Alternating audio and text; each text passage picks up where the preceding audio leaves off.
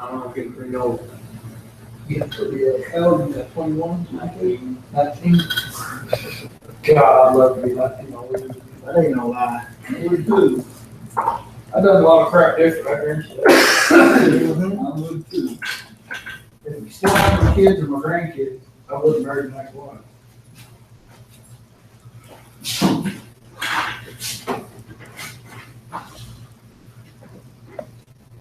Yeah, you keep walking around. I had to make phones of them. Intruder stupidly breaks into a haunted house. We don't call 911. You're the one that the guy broke in the house, and every family member had a gun, shot his ass. Huh? Somewhere down south, the guy breaks in the house, was it Mangum? He didn't break in the house. This one here was on Facebook. He Yeah. broke in the house and every one of them pulled a gun on his ass. Another guy that got shot in Maine 2 nights ago. Oh, no, this is, Yeah, those two guys were fighting. And as they were fighting, they went into the guy's house and he pulled a gun and shot him. no, this one here, guy breaks in, there's like 6 family members, even the 2 kids had guns.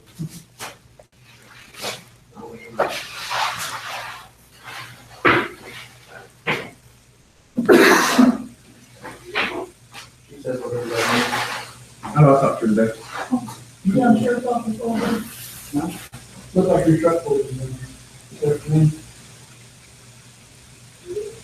I think I've done it. Go through Facebook.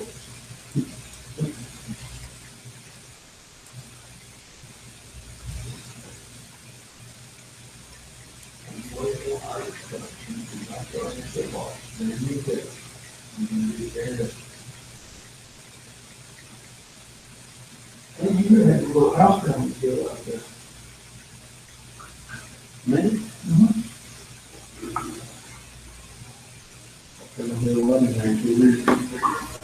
Oh my God. Not me. Damn, that was quick. No.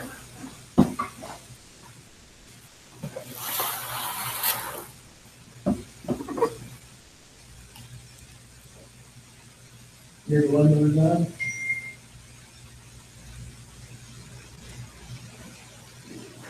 Yeah.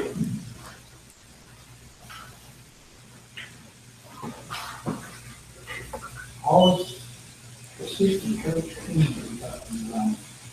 Oh, yeah. Clinton? Oh, that's the one they said they had an investigation into about something. They wouldn't say what it was.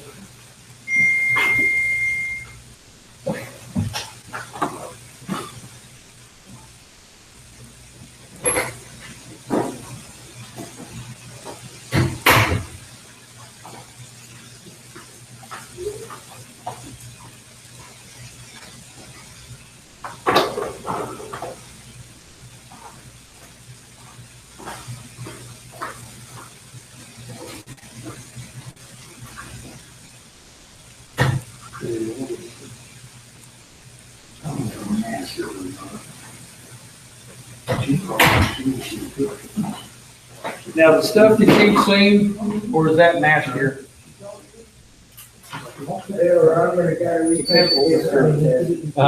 Squeezing on the curb. Awesome. I feel it. Not against that, so that's the first time. There's stuff that's on you. And good test is going on. Yeah, actually, he doesn't go off today.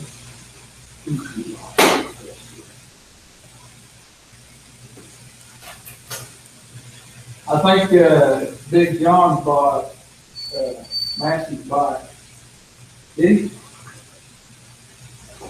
Some bitch was riding it out south of town when it flat out. right. He come by a little, you know, they can see me. Big John ride that motorcycle. Yeah, really? Oh, he was your bike? Oh, okay. I thought he bought Massey, Massey was selling his. Yeah, he rode it home. I bet he wished he was driving a few hours sooner than that. Yeah. Oh, it was no more. $850, woo-hoo, pay raise.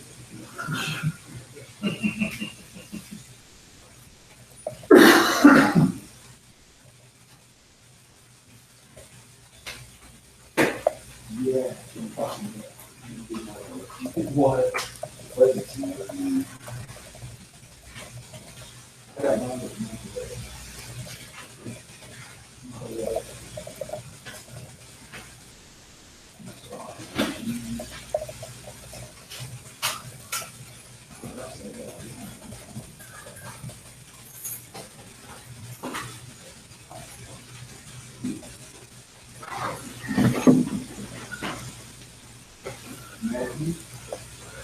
William? Did you have fun today?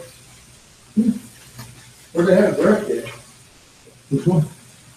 I don't know, Buckingham County Sheriff, hauling ass. They had a rollover 32, then they had one power line well on the On the west of the county, county barn, the other city, on Highway 6 on 1160. 2 miles, power line went down, and landed across the vehicle, as it was going across the down the road. Wow! Had 6 people in the cabin, the dog picked it up. And they were all pinned inside, nobody got to try to get out. Hell no. Pretty hard when laying across the windshield, pick up from the street. I ain't touched the track, dude. So, Don't stick your eye into it. It's all right. it ain't loud. That was something we didn't have in high school, county roads and everything. See what? They said that car that was out on the county road, off Highway 6. Yeah. They just pulled off. Power line was across their car. They said they just got it took off. Yes. The fire department told them this, they couldn't figure out what company owned it. The price was out there when we found out it was. No, it was Norfolk line. No, I should have just the button. Oh, yeah, holy moly. Again?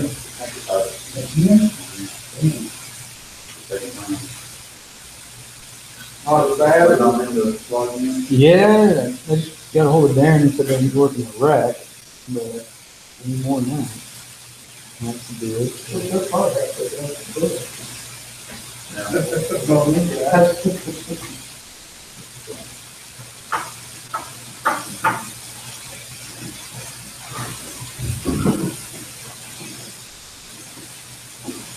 I'm just gonna tell them what, basically what we talked about the other day. And one of those that here we'll talk about it. They do health and dessert, and people that help sell the tickets. Here's the deal, she said don't blame for more than 150, 200 people. So max 100. We're gonna have 200 tickets for next Sunday. Not this Sunday, this Sunday.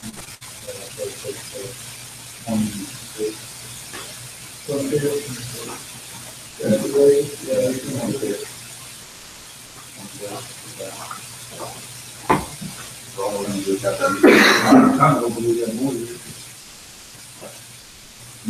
Somebody help down there, they're out there and do that. So we're gonna sell them on Saturday down there. Downtown Saturday, We're not gonna do this today. Friday night. Friday night, this Friday night is home day. It's a home football game, you gotta, so they take something, there's a lane in the ground, off, you pull inside. So we'll be two in town Friday night. One take, stand by there, and one for 9 million calls. It'll be gone, or it'll be, the new will be gone, the new football game, and then second fall, will actually take 9 million. And then the weekend of the races, they'll, Brian, said he had animals here, 2 animals Friday, Saturday, and Sunday. Why is it that? You know, same thing, you go to that, I'm trying to get a hold of, I'm trying to get a hold of, I'm gonna try one more avenue and then we'll just. We had 3 or 4 calls on that, was about it. on the Yeah. lowering. Yeah. The cold air. And we called Pat, that's like, okay, I'll drive out by that area. Probably that. So, Got a scope out with that. Probably, yeah. He gets his binos out, sits on the front porch. So he does it a lot of times. Now, you know, I think, Yeah, you still got a door. There's flies. yeah, somebody put in row. Around here this morning, or right at the lunch. They have a new pilot. They're showing more wind and stuff. Oh, they're flying all the LD. Mm-hmm. Yeah, if y'all come out here, to McDonald's, I was in the street. Yeah, then that's,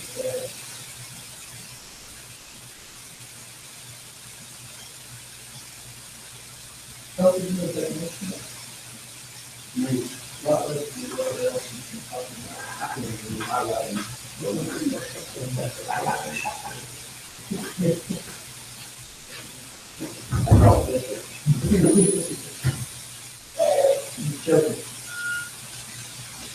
Go ahead and get me like that. Yeah. It's like hell on someone.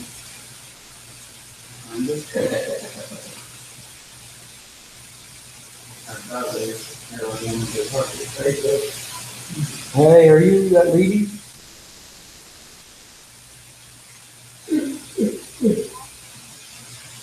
Okay, do you have a Gmail account, or do you have, do you have a Google account? Yours is attached. After there's somebody there with a Google account, I'll just send the invite to them.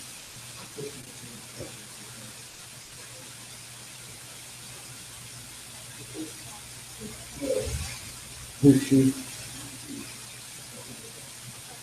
Okay, I'll send her an invite. And then what you guys will, what you'll do is, go to her Gmail on that computer. What they doing? All right. Bricks on the side of the wall. The air conditioning for the brick downstairs. And then out for 2 days. I think they did have a water bed. They're working on the brick on the east side. Yeah, they were back there on that north end, on the east side. Put water, I don't know if it's something. Might have been ready to crash or something, but might have been breaking. There's something there, and that's all I know. Do you know about those still out of Kirby's or is it down there at that shop? Wrong thing. Still out there, you stop? He said he was gonna move it down there. Down there behind the greenhouse? And can't go into the south. Yeah. Like he just sold it like in the last. You might not have sold that one part of it, and then you sold the Who bought the greenhouse? That was Justin Woodard, and then they were renting it. Once they decided to buy it, the co-op decided to buy it. Hey, did you guys get it? Well, that's not- Hey, I know the password to the mediaems@gmail.com. You want to just log? Okay. Okay. I'll get all the Kirby's. Cause it's in the shop off the meter, I'm gonna be taking up the whole shop. Let me see if I can. I shall look in there. I shall look in there. I've had mine. I'm gonna send it. I'm gonna try another way too. I'm just gonna email the link to you. Until people get no log or big drop. You said it was Crystal Beverly. Taking those all the way back in the business. Nah. Is it, ask her, is it her Yahoo account? I'll also send the link to the Lead EMS at Gmail just in case.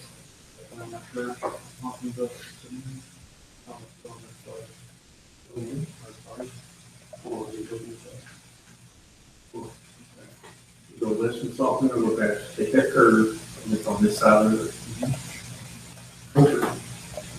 Oh, really? Okay, That's the one I bought. okay, so you should have an invitation, definitely. There should be one with a link. Tell her I want to get some of your house, buddy. He said it's still out there now. Oh, is it? I'll come get it.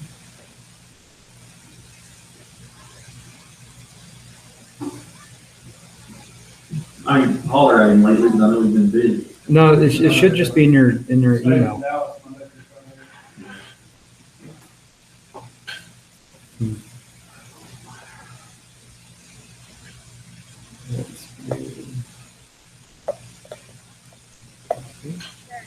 Okay, here it comes.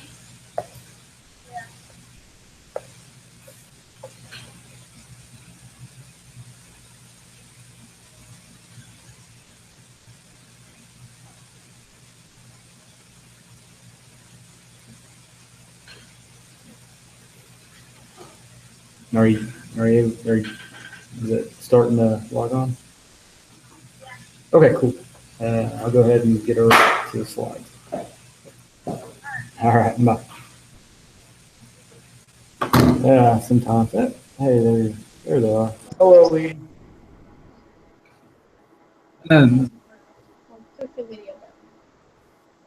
I'm gonna go ahead and just share my screen so you guys can look. Oh, yeah, I'm just keep it on, just send it. Just sit in there, yeah. We are going. Can you hear us? Yep, I sure can. Okay. We're gonna mute you though, or not mute us. I'm getting ready to do. Oh man, that's so loud. I'm getting ready to do. I guess roll call or whatever. So you guys might just wait 1 second. Don't want to. I got to keep track of who's here and stuff.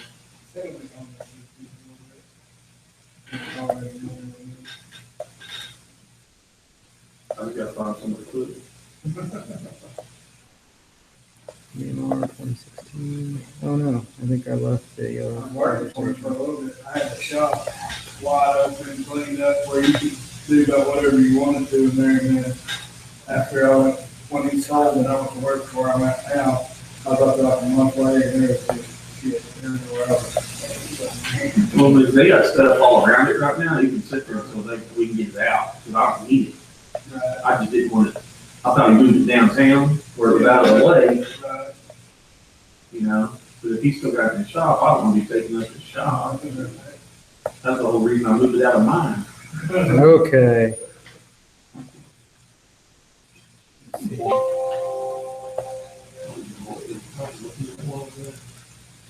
There we go. Screen share.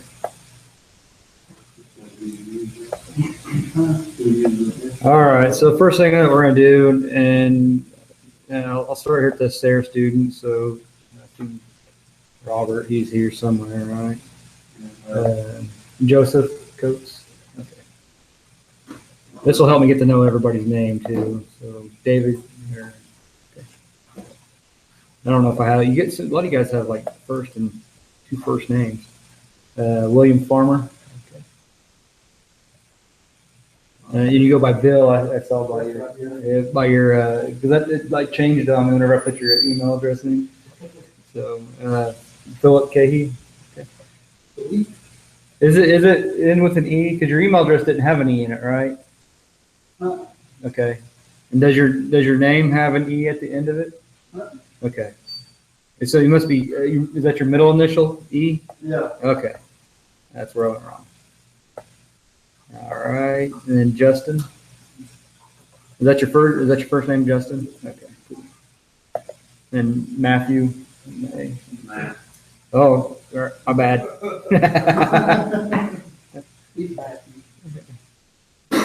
You're the only one. Coulter. All right. And then for lady people, can you guys hear me? Yeah, Cambry, Crystal, and Jacinda are the only ones here. Okay, so Crystal, Jacinda, and Cambry, you said? Yeah. Okay, cool. Darren is working a wreck, he claims. But I know how Darren is, so. He was hauling Bud out of town earlier, so. Okay, no, cool. What I'll do for the people that watch it is once you watch this, let me know, and I will actually put you as present, kind of track who's here and who watches the YouTube videos. So I kind of keep track of how everybody does it. If you don't get a hold of me and let me know that you're not going to be here, I'll just put it not present and no arrangement made. That way, at the end of the semester, whenever you're struggling, if you weren't here and no arrangements are made, we'll probably end up seeing why. So I want to talk to you. First thing I want to talk to you tonight before we get started is kind of about the syllabus and the test. Guys, I know that none of us, I have my book, and I think Leedy has most of their book. But, you have a book? No, that's a book. Yeah, that's the book right there. That's my book. I don't know. That's what I asked him. But anyway, so what I kind of thought about today was I want to maybe push, and Leedy, I want your feedback on this, how you guys feel about it. But I want to push the part one or the section 1 test back and do section 1 and section 2 tests at the same time. I want to do that for a couple of reasons. One, section 2 has 2 chapters. They're in-depth chapters, but there's only 2 chapters. Section 1 has like 7 chapters or 6 chapters, something like that. And I just don't think that you guys will be ready without your book in time for section 1. I mean, section 1's pretty easy material. It's just there's a lot of chapters, and I don't want to put everybody kind of off in a losing spot to start with. But so what I was thinking is we'll kind of move it back and do section 1 and section 2 tests together.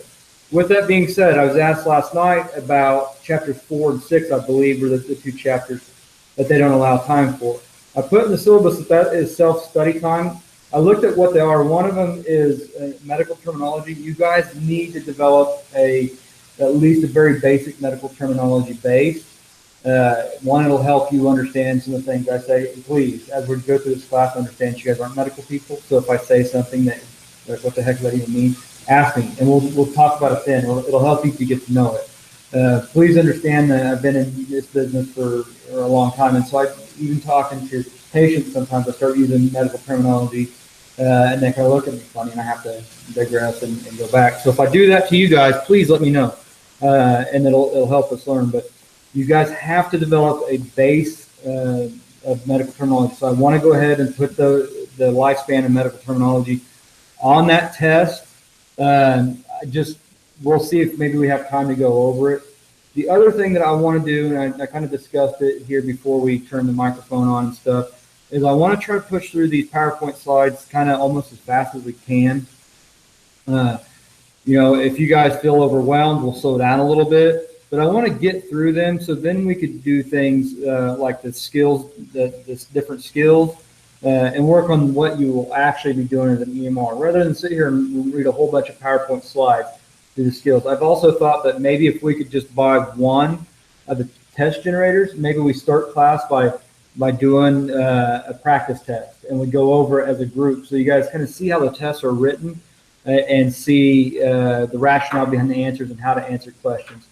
That's kind of the idea I have. But with that being said, I'll need feedback from you guys. Hey, we need to slow down. This is overwhelming, and if we need to, we will.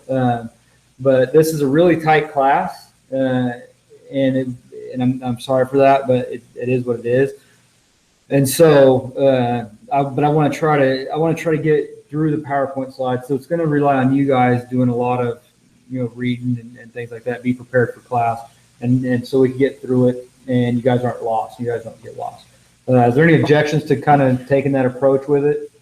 I will give you guys, a solid week before a test. I'll say, hey, because I know that what's going to end up happening is we're going to get way ahead of the agenda. I do want to go in that order, but I do want to get ahead of the agenda, and so I'll give you a good week. Hey, we're gonna try to hit the test on this day. That way you have that full 3 days, and then that whole I guess the days off before we come back and you take the test. So you'll have plenty of time to study for it. So does anybody object to kind of that approach? No? Okay. Leedy, you guys good with that? Yeah, that's fine. Okay, good. I understand that the PowerPoint slides, they get pretty dry and dull. Unfortunately, it's part of the class. It's part of what we do. So anyway, I brought my book today. So I'm gonna open it up while we're going through the chapters. I was kind of looking at it today, reading chapters 1 and 2 because I was a little bit behind. I was teaching CPR classes all the way up until we started this. So I feel like I'm behind. But I read chapters 1 and 2, and I think kind of what happened, some of those slides that didn't make sense, were because how the slides are done. They're supposed to go along with the book. You guys follow along with the book, with the slides, and we discuss it. And to me, it looked like it followed pretty well. So what we'll do is I'll just have the book open. So those patients that we have, the guy lying on the floor, well, they had the whole description in the book of what was going on there with that guy. So that would have helped. But anyway, we'll go ahead and get started. I don't really care to be here till 10 o'clock tonight if we don't have to be. I think we could definitely get through chapter 3. We're supposed to only do chapter 2 and 3 tonight, but I think we get through chapter 3 and possibly get into chapter 4. So we'll go ahead and start that. I do have a question. In the book, are there tests or in the book? Yes. Okay. So the question was and if you guys didn't hear it, Leedy, was in the book. Are there tests? They're quizzes. They're not really tests, but they're good questions to study. They're very similar to, and I started doing your guys' first test today. They're very similar to the test questions that are in test bank. I think that if you guys do the study questions and then the end of chapter questions, before you go look at the answers, so go ahead and try to answer them, then go look at the answers and figure out what you did wrong. I think it'll benefit you greatly whenever it's time to do the test. The reason I was asking, I was thinking about ordering that Kindle edition. Man, I would highly encourage that because I don't understand how he's going to copy it. I tried asking him that. I'm like, how are you going to bind it? I don't think he's even seen it. It's going to be, I told him it's 800 pages. I said, it's going to be a huge mess. He said, oh, we'll get it done. I was like, all right. They have a binding machine down there, but they can only do 400 pages at a time. So maybe they're going to do a part 1 and part 2 book. They are. That's what they're going to do. They're going to divide it in half. Gotcha. Copy it and then. Yeah. But you know how much time that's going to take to sit there and copy? Well, if he gives you all of them, it is 835 pages. So, I mean, hey, power to him if he wants to take it. I said, Robert, by the time you have paper, ink, and time in They it. said they can do it all for $200. Okay. I don't know. I think they're crazy for crush it. No, I don't agree. So anyway, we'll go ahead and get started on chapter 3, which is medical, legal, and ethical issues.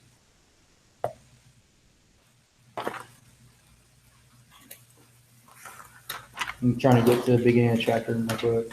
I kind of read through it today already, but I want to do it at the same time. So, all right. So the objectives of this book or of this chapter: define key terms introduced in this chapter, explain importance of EMRs, of understanding the legal and ethical aspects of emergency medical care, differentiate between actions that are within the EMR scope of practice and those that are not scope of practice, which you guys are going to operate within. Explain the importance of only providing emergency medical care that is within your scope of practice. Explain the importance of medical oversight in EMS system. Give examples of offline and online medical oversight. Explain the components required in order to obtain expressed consent and predict potential consequences of failing to obtain the proper type of consent to provide emergency care. And I'm glad that we have a law enforcement guy in here. Because I actually sent a question to the state today, and we'll get to it here in a minute, but it was over duty to report in Oklahoma. Every state is just a little bit different on what their requirements are, like for EMS to report. And we'll talk about that here in a second, but I'm going to see if our local law dogs know what it is. So. Topics are providing legal and ethical care, advanced directives, ethics, liability and negligence, and EMS to crime scene. I'm just going to go ahead and talk about advanced directives before we get into it. If there's some more slides, we'll go over it.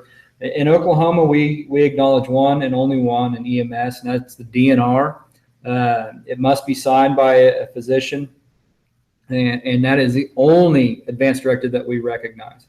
So we don't. They'll talk about different things in here, and you guys might need to know it for the test, such as advance directives, and there's another one. But in Oklahoma, we only recognize the DNR.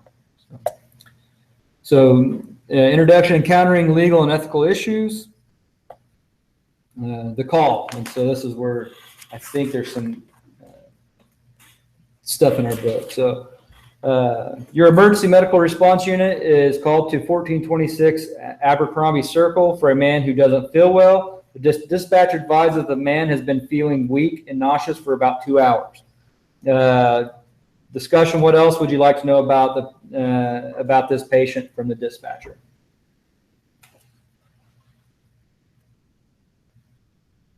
It's good information from what I could tell from, what we get out here in Western Oklahoma, but typically your dispatch isn't going to give you much more information than that. So anyway, so dispatch, man's feeling weak and nauseous for 2 hours. So, and providing legal and ethical care. So next, let's see if there's a picture in here with this kid's son. All right, so right here we have a kid. Let's assume that this kid's under the age of 18. Does he have the right to be signing that piece of paper? That refusal? Yeah. No, not in Oklahoma. He doesn't. Depending on the state, that guy's mustache looks a little creepy. But so we'll go over a little bit here. So, providing legal and ethical care. Do you need permission to help someone? Yeah, you definitely do. Now, there's some circumstances, and I believe they're going to go over it in these slides, that you don't. And one of them that I think as an EMS provider, we bend a lot, but alcohol and drug use. If they are impaired by alcohol and drug use, technically we shouldn't be allowing them to refuse. We don't know whether they are of sound mind to be able to make that decision. But we let it happen all the time. We go ahead and go off at A&O times 4, or sorry guys, alert and oriented times person, place, time, and event, which is shortened down to A&O times 4. And we go off of that to to go ahead and let them refuse, which maybe they're not making the best decision. They get a good lawyer, and that could get us. Did you know that he would and actually mark in your chart that he smelled of VTOH, and then the lawyer's like, well, did you realize he is drinking? Well, yes. So how is he of sound mind to make that decision? Well, technically, he's not. I'm not gonna tell you what you have to do on a scene, but it's just something to think about. It's something to think about. You guys are a little bit bigger community than we are over at Roger Mills, and that you guys are over at Leedy. But Sarah, you have a few more people, so it might be something to think about, because you might have that person that thinks they're going to get to see you. I've actually been called in on a kind of a similar call where a person was drunk, they rear-ended somebody, and I let them refuse.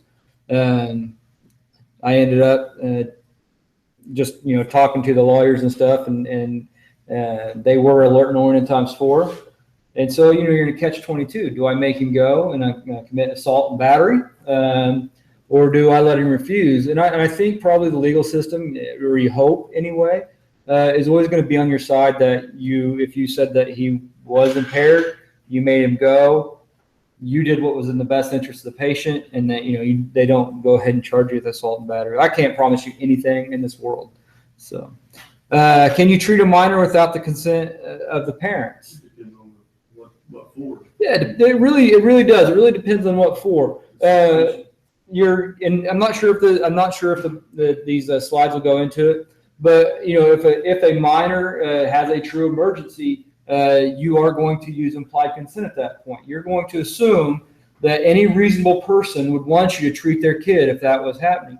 Now, if that kid slipped and skinned his knee, you got to stop and think about it. Would a reasonable parent want him to go to the hospital by ambulance for that skinned knee? Probably not. And you need to do your best to try to go ahead and contact that parent or legal guardian to have them sign a refusal. With the minors, you get into, pretty much some catch-22s. Can you let someone die? Yes. Yeah, you sure can. It's a hard thing to happen, and if anybody's been in this business very long, they've had that patient that they know is having that big old heart attack, but they're alert morning times 4. They're sound mind, and they're refusing your service. You sit there and beg and beg and beg, and that's about all you could do at that point is beg them to go.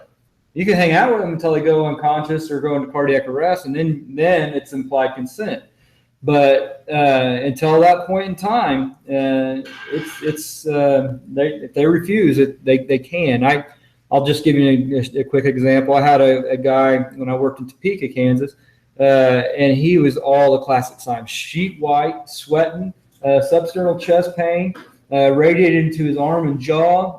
And the guy had everything. He let me run a 12 lead EKG. He had ST elevation, which is just a segment. You guys don't really need to know it, but it means it's a STEMI or ST elevation myocardial infarction.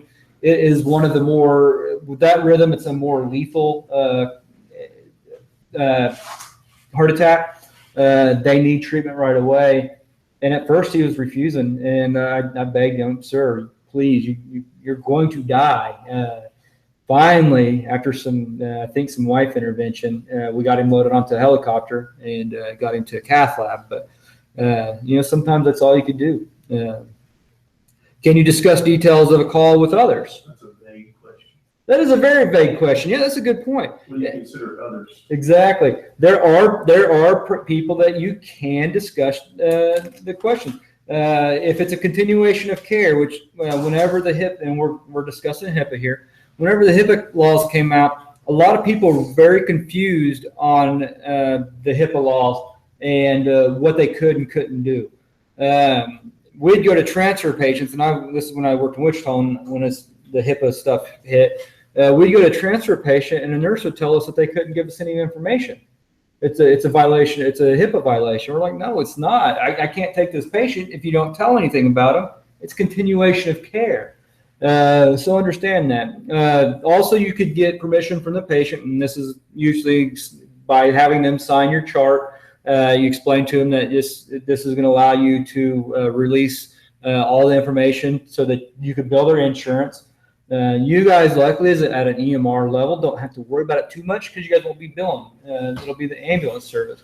But let's say that their cousin or brother comes up and asks for information. Can you give that to their cousin, brother, sister, mother? No, not unless they tell you can. Not even wife. So unless they say, yeah, you could talk to her about my condition, you really shouldn't. I know it happens. I know that we discuss it. And, some of it is just to gain information. We'll talk to them, ask them about medical history and stuff like that. And usually, and maybe this is my bad, usually could tell if there's a good relationship there, that they're going to, be concerned that you just told their maybe wife come up that you're taking them to the hospital because they cut off their hand or whatever. We got into a deal here at the hospital where we took an individual in for an overdose. Okay, the family said he wanted to kill himself. He'd taken a lot of pills. We take him up there. They run a toxicology report on him, but they won't tell us what's in the system because they said HIPAA. They want you to just go ahead and. But he's in our custody. Yeah. If he does have all this in his system, then we're going to take him on to Red Rock or Oklahoma City. If you guys are transporting him for I guess basically you're transporting him somewhere for help, they need to release that information to you guys because it's continuation of care. It was a new nurse. It's not somebody that was here. It was a new nurse. She's like, no, I'm not telling you that. Now this is bad, but if you come up to me on a scene, like if the law enforcement comes up to you on the scene and says, has he been drinking? I can't really disclose that to him. Now we do. EMS usually, if we don't just flat out tell you guys, we usually say you might check him, or let him know. Technically, though, as a patient, I'm not supposed to divulge that information. Now, law enforcement and us, you always want to work with your law guys. It makes your life a lot easier. But usually you can say something such as, I really can't say anything, but you might want to go ahead and check him. and let you guys know that, yeah, he's been drinking. So you're not wasting your time. So, A lot of that's especially like on DUI accidents and stuff. yeah. I mean, Yeah. So, scope of practice, definition of scope of practice. Does anybody, you guys got your book that you could? Yeah. The definition of scope of practice is rules, regulations, and laws that designate how you legally function. In a simpler term, it is what you can do and when you can do it. Okay. So basically, the EMR, you guys are, all the way to paramedic. We are free to operate at the EMR level no matter where we're at in the state. I cannot, and an EMT cannot be cruising down I-40, witness an accident, and I can't bust out my trauma kit and go to work. I can't intubate this person. I can only operate because I'm out of my area. I can only legally operate at the EMR level. So what is the EMR level? Basically you guys are going to be, holding C-spine. If you come upon a cardiac arrest in a Walmart or something like that, you could do CPR, you could get the AED, you could deliver the shock, and that's what everybody at every level in the state operates at outside their area. Technically, how the state law is written is even when I'm in my area, but I'm not on duty, I can still only operate at EMR unless my doctor has written protocols that says anytime I'm in my area, I can operate at my level, which my doctor has, because we have so many guys that work on the fire departments and they're spread out throughout the county. And it's only beneficial to the county for them to be able to start that treatment. So who sets the scope of practice? Usually it's your state, it's written in your state laws. I need to get you guys the state laws that you, if you care to read them. The only time I consult the laws is whenever I'm trying to argue a point with the state. So that's about the only time I really look at the laws. Yeah, exactly. Yeah, because there's always that clause in there that it is something about it could be deemed however the what is the main lawyer of the state. Yeah. He sees it. It's like, well, I'm in a losing position. Yeah. So, and protocols. Does anybody know what protocols are? So protocols are basically, here I'll just read the definition: written guidelines or instructions describing assessment and care. Your protocols is your guidebook. That's what whenever you come into work on the fire department, as long as you're operating within those protocols, you're good to go. Okay, that you're covered by the department. It's a basic written set of rules. Now, understand that protocols they're pretty loose. A lot of them are loose. Some of them are very specific, but for the most part, they're a guideline. And once again, the test is what would somebody else in your position do? Let's say that you don't have protocols for an AED, but there's an AED present, and you're running a cardiac arrest. Would somebody in your position use that AED? Yeah, sure they would. And you're covered not only through your EMR, but also through your CPR, that your healthcare provider. And so you're pretty much protected there. So, but protocols, and the protocols they come down from a physician, or a physician approves them. Most of the protocols that we operate, or most of Western Oklahoma operates, and probably most of the state for that matter, operates off, are written by the state, which is a group. There's a group of kind of committee with a doctor that oversees them. And nice thing about the state's protocols is rather than just being this vague protocol, they actually source everything so that if you stay within that protocol, you're very defensible legally because they have sourced why that protocol is and why you're doing it that way. That's very hard for them to say that you shouldn't have done it. And lawyers are really good about twisting things. But it's really hard for them to say that you shouldn't have done it whenever there's a source along with that protocol. So offline medical direction. Anybody know what that is? So basically, it's a written order, or a written. I'll just read the definition: written physician orders directing care and assessment based on a general set of signs and symptoms. You could essentially say that your protocols are an offline medical direction. It's the direction that has been given to you that you don't have to consult a physician. Understand in that protocols, there are going to, maybe not for the EMR, and this might be kind of later on for you guys, but there will be sections in there that you do have to contact medical control to get approval to do certain things. So understand that. Online medical direction. Anybody want to take a stab at it? Would that be like Vitel, like in Texas? What's it? Vitel? Vitel. It's where the ambulance calls them and talks to the doctor. Yeah.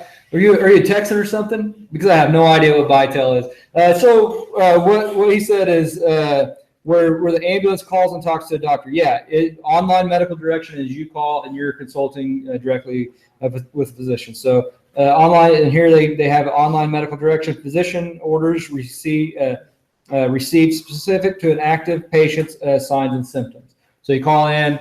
Let's say that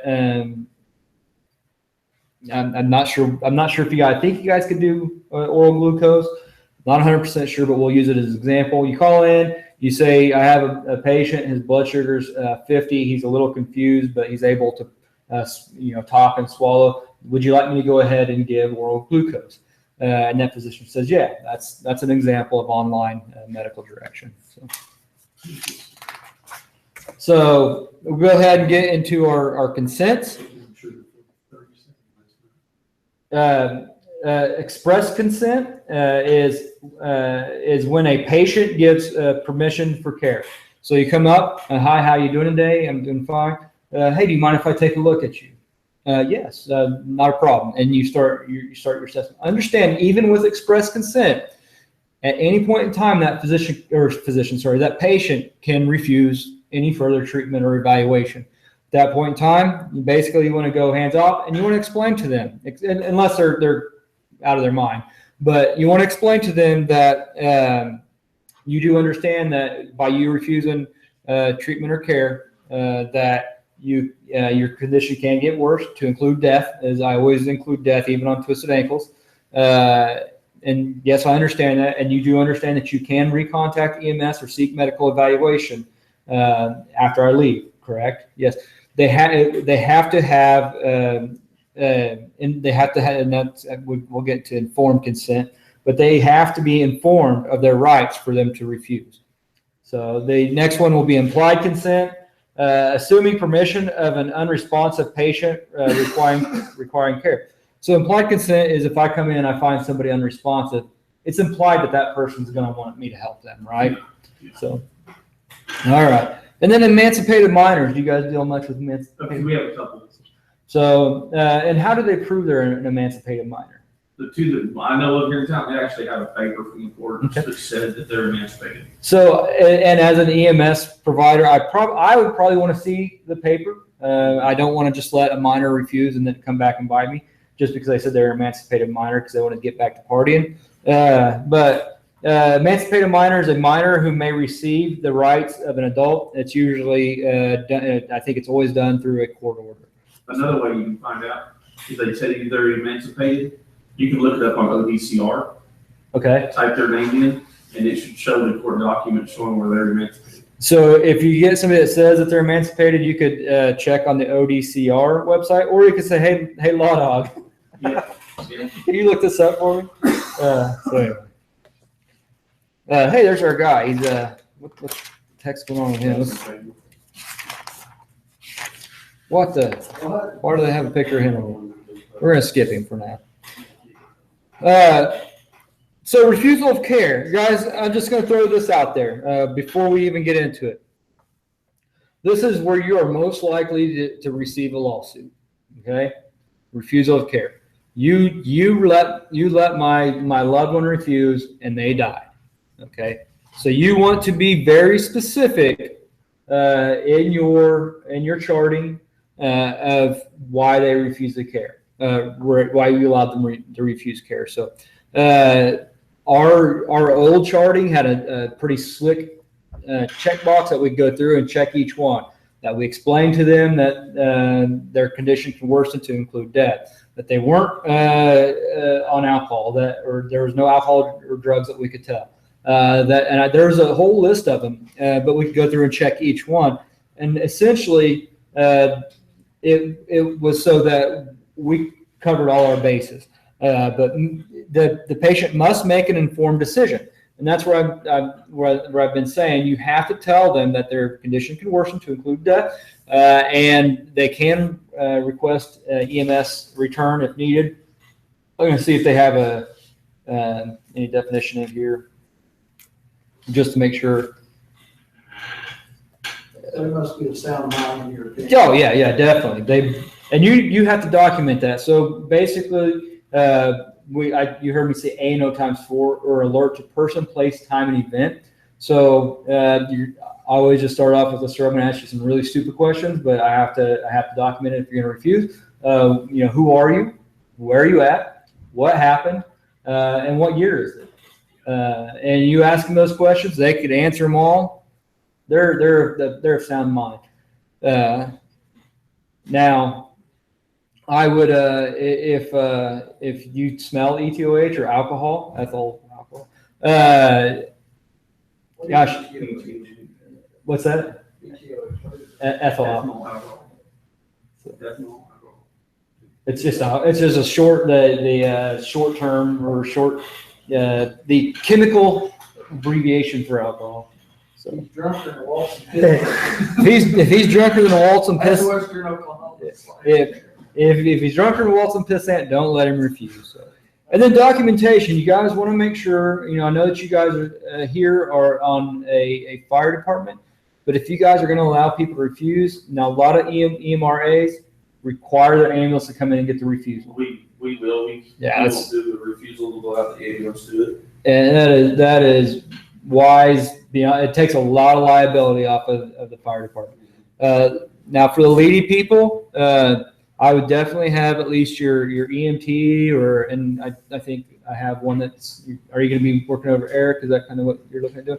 And so, you definitely want that basic involved. Another thing that you want to do is if law enforcement's on scene or a bystander, you also want to get their signature. It's something I'm really bad about. I get the signature of the patient, and I always forget to go ahead and get law enforcement or something. It's going to get hard to get our officers assigned anything. Oh, really? Medical wise, yeah. Even just a witness, because that's all you are is a witness. Yeah. They don't want to put their name on nothing. Man, that's crazy. You guys got to help us out here. So.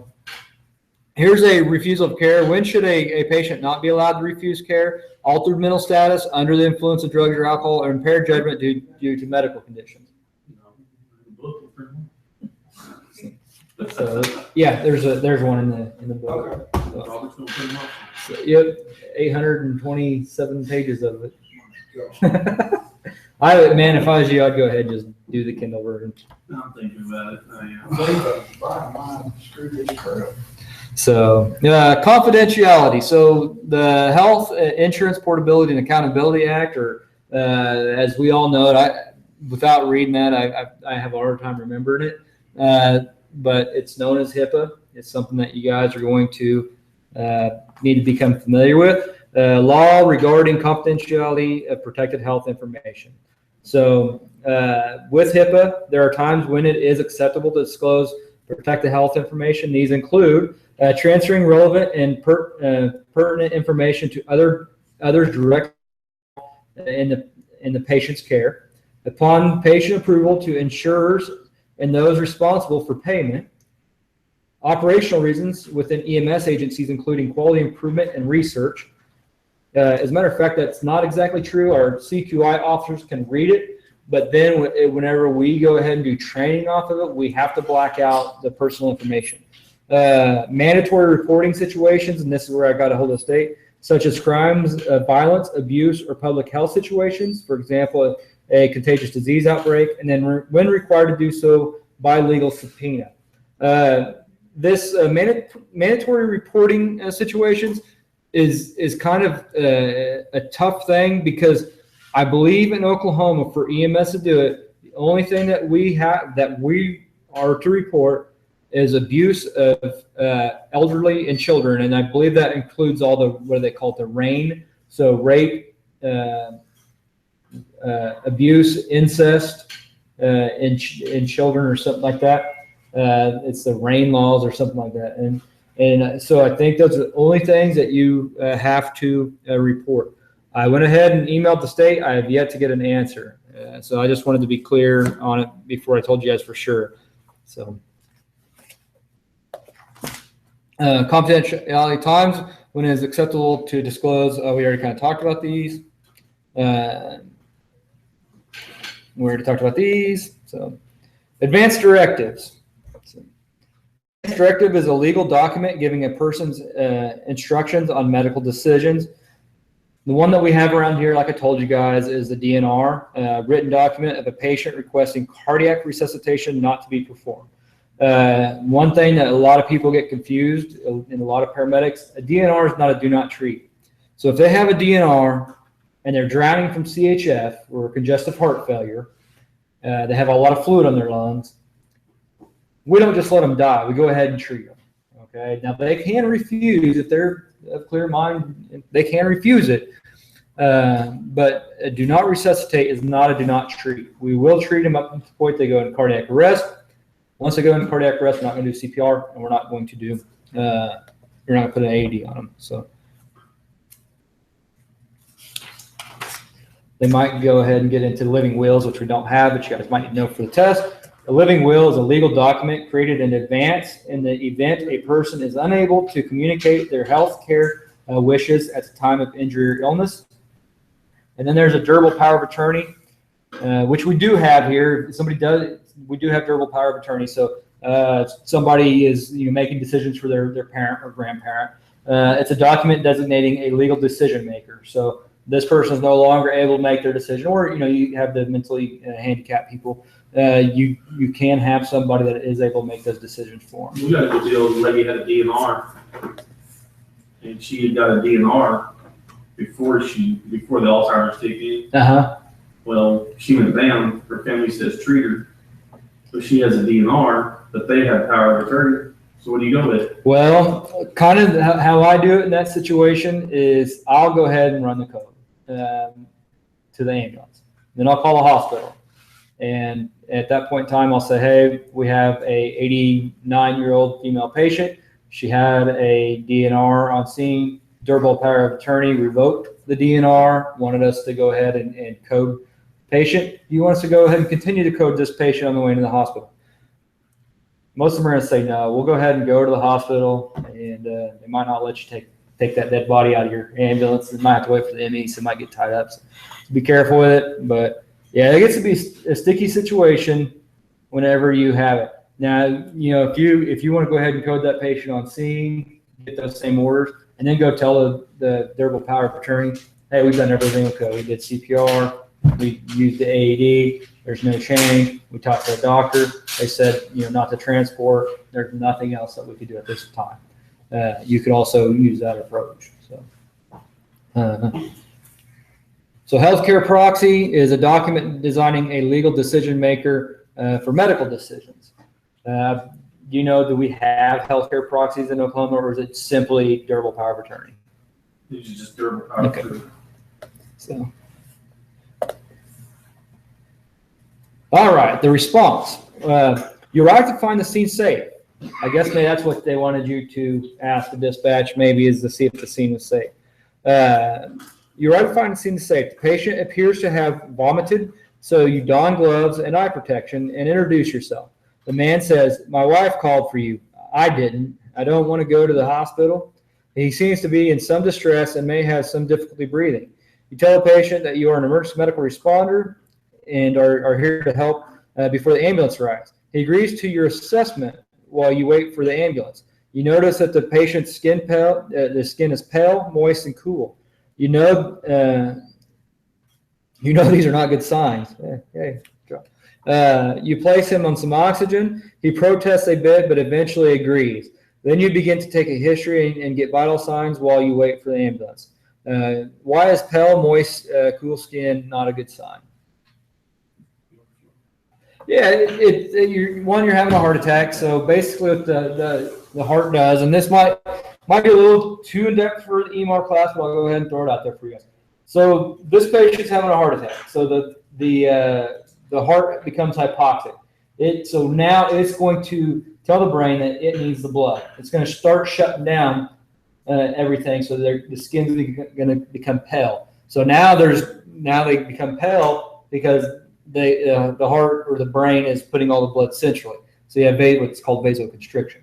That's also why you have the cool skin and the moist skin. So that's why it's a bad sign. The heart and the brain are saying, we don't.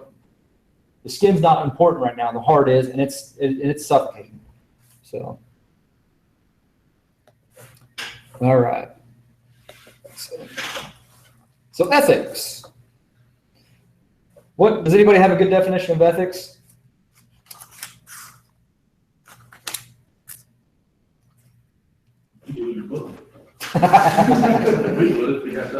Yeah. Well, just every once in a while somebody has their own definition of something that actually is better than a. We have a code of ethics we follow. So, and basically your code of ethics are more of a moral judgment or kind of rely on your moral character. Yeah. So yeah, it's basically the book's definition is just moral judgment. So you as a EMR, you as a police officer are expected to have a strong code of ethics. So don't. I think there was like a hidden camera show, I don't know, probably 20 years ago, where the medics were stealing money, out of wallets. That wasn't really all that ethical, now was it? So, Supposed to be on CNN. yeah, was it on CNN? Probably. Yeah. So define things that an EMR should not do. I just named one of them, right?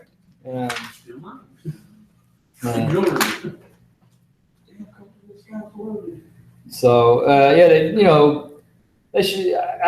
To me, it's easier to define what an EMR should do. You always should be honest with your patients. You should be compassionate or kind. Obviously, there's times where you're going to have to be firm, but show them respect. Obviously,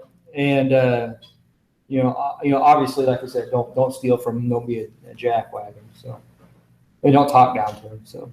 You're based on morals, honesty, kindness, and compassion, and advocacy. You're basically speaking for the patient. So, liability and negligence. Now this gets to be interesting, and I know every EMS test I've ever had has questions on negligence. What actually makes negligence? So it's something that you guys will probably want to understand. So what is a tort? A tort. It's brought up in it's civil, right? So a legal wrongdoing. So, but it's more of if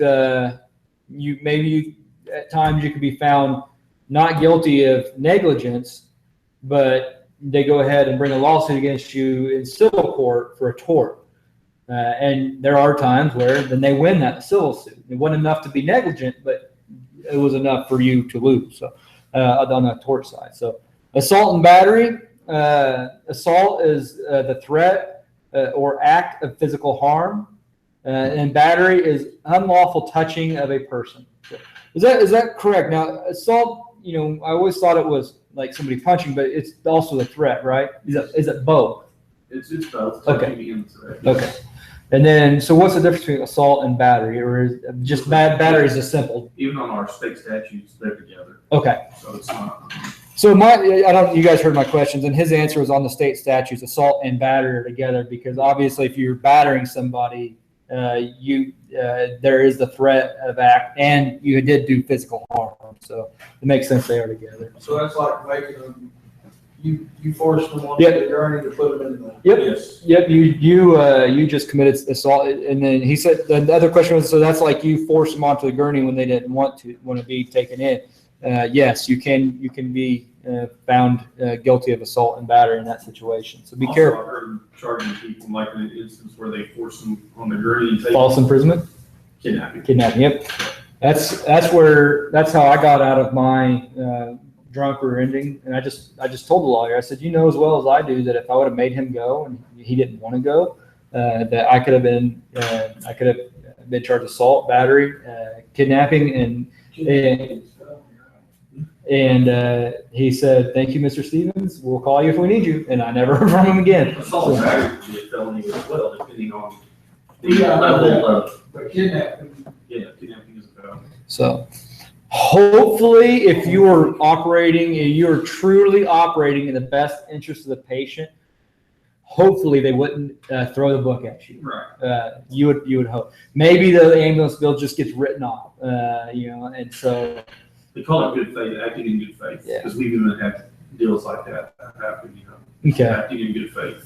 If you were in that person's position, what would you want them to do to you? 99 out of 100 times, the person that we come in contact, it's pretty much gonna be, Yeah. get me out of here, get me to the hospital, that deal. Your 1% is the one that. Yeah. Or you could talk them into going anyway. They don't Right. want you there, but I've talked to people into going to the hospital that fell off a motorcycle. And I've talked to them, because they're limping on that leg, they got a big bruise already coming up, and I'll convince them they need to go get that leg checked out. so abandonment. This was interesting to me. I read the definition. Abandonment is when you leave a patient after providing care without turning that patient over to another provider or medical professional of equal or greater certification or licensure. Never leave a patient without ensuring quality and continuing care.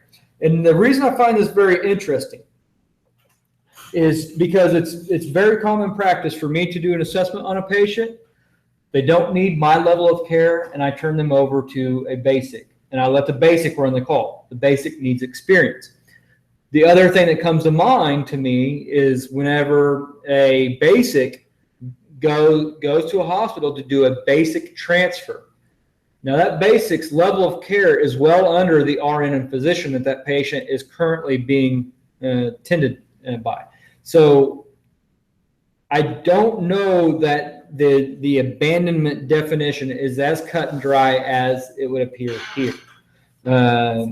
If it was, you wouldn't be able to do hospital to hospital transfers without a doctor on that unit. So be careful with that. I want to study it a little bit more and kind of see if there's maybe some other laws or Oklahoma laws that pertain to it.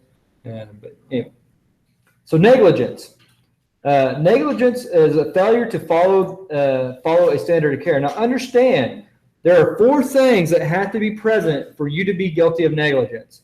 The 4 things are: the provider had a duty to act. So I want you guys to understand, you driving down the road off duty and you come across a crash, you're in a grocery store and you see somebody go down, you at that point in time do not have a duty to act. Now you as a law enforcement EMR person, if you are, you're probably, when you're in town in uniform, you're on, correct? Yeah. And so, yes, you at that point in time would have a duty to act as a law enforcement. Now, Now, it's saying around here, you're on duty, you're responsible for that. and so you do kind of have a duty to act. Now, you guys are going to kind of be a prick if you just walk by somebody that's in cardiac arrest in the Walmart and be like, I got shopping to do, sorry. But my dog's hungry. But understand that you do have to be on duty to have a duty to act. So this means that a provider was required to perform care by law or because of job duties or expectations. As an EMR who is paid for his time, such as a firefighter or a police officer, or is in an on-duty status as a volunteer, would have a duty to act. Understand, I want to be clear on that a lot of people kind of get worried about it. Well, do I have to stop all the time? No, but you know what I wouldn't do? I would be very careful about putting EMT on your license plate or on your car. I don't know if that kind of makes you liable to, or you have to stop there because you are identifying yourself as this person. So anyway, I don't know the exact law on it, but so anyway, the second part is there was a breach of duty, which could be a failure to perform a required assessment or treatment or performing an action incorrectly. Third, harm was caused to the patient. This harm may be physical or psychological. So that one's pretty hard to defend against because everybody, I just can't sleep at night. Bam, you hit number 3. So, and then proximate causation means that the harm was caused by actions or inaction of the EMR. So those 4 elements have to be present for negligence, for you to be negligent. So there they are, the 4 components. EMS at crime scenes. Guys, I would say one of the best things that you could do at a crime scene, especially if law enforcement wants you to check a death, is have that law officer follow one of you in, look at them. If by protocol you have to get put the leads on or whatever, do what you have to do to confirm death. Turn around with that law enforcement and follow the exact same steps out. Okay? Don't touch things that you don't need to. Don't go walk around more than you need to. Do the bare minimum check. Now, law enforcement, I'm sorry, but for us, the whole game changes whenever they take a breath. Now, with that being said, though, you can still help preserve that crime scene. Probably one of the best things that you could do is load them up onto like a spine board and remove them from that crime scene so you don't destroy it. Because I promise you, if you are working that and you're throwing bandages here and there and opening up packages, you're going to destroy these guys' crime scene. So work with them to try to preserve it. They have a job to do. We have a job to do. It's best if we work together with these guys to help them do their job, because their job's pretty tough sometimes, proving what scumbag did what. And so they have some other things in here, such as, and you guys really need to read the evidence identification preservation. But it's such as if they have a stab wound or shot wound, a gunshot wound, don't cut right through that. That's in the clothing. Cut about 6 inches away. I probably wouldn't even cut if there's a big blood pooling. I'd probably go and cut to the side where there's no blood pooling. So anyway, there's a whole whole page of evidence identification and preservation. I would probably go ahead and take a look at that. That guy actually looks too clean to be a true. I think he's really a firefighter dressed up as a bad guy. So, who knows? So evidence identification preservation. Obviously, you want to try to preserve fingerprints, body and body fluids, wounds, conditions at the scene, and statements made at the scene. I'm gonna tell you guys this. Your documentation sometimes can be key in these situations. I'll tell you what. If a victim or a perpetrator, like you're treat, because you can treat the perp, if they make a statement that is odd to you, I would definitely put in quotations their statement in your chart. There's been times where people either been like we had a shooting out in Roger Mills County. They documented kind of what the guy had said. Oh my gosh, well, what had happened? And have you heard about that guy that he shot his friend? They're out deer hunting. It's foggy. Shoots his friend. Well, what had happened is light reflected off of his friend. His friend had a reflective thing on his hat, and his friend was standing on a berm, so he's tall like a deer, looked like the eye shine of a deer. So he shot, dropped it. It's his friend. He shot and killed his friend. And so there's a lot of stuff in our charts and that our people had to testify to that really helped. The friend's probably going to be in trouble, but probably lessened what it could have been. So. No, Dad. Well, they're on tribal land too. So they're hunting. Those guys hunt all the time, anytime, night and day, or fog. So, tasers, device that use electric current to disrupt muscle control and incapacitate a violent individual. No, don't use to start somebody's heart. And if you have not been trained on pulling those barbs out, I wouldn't pull the barbs out. Have you guys been trained to pull them out? No, but I've seen friends of them. Yeah, the first time when we were going through our training, Oh man. the chief took the taser first, and they were like, just grab it and jerk it out. And when I did, it kind of scared me, and I pulled it out and stuck it back in.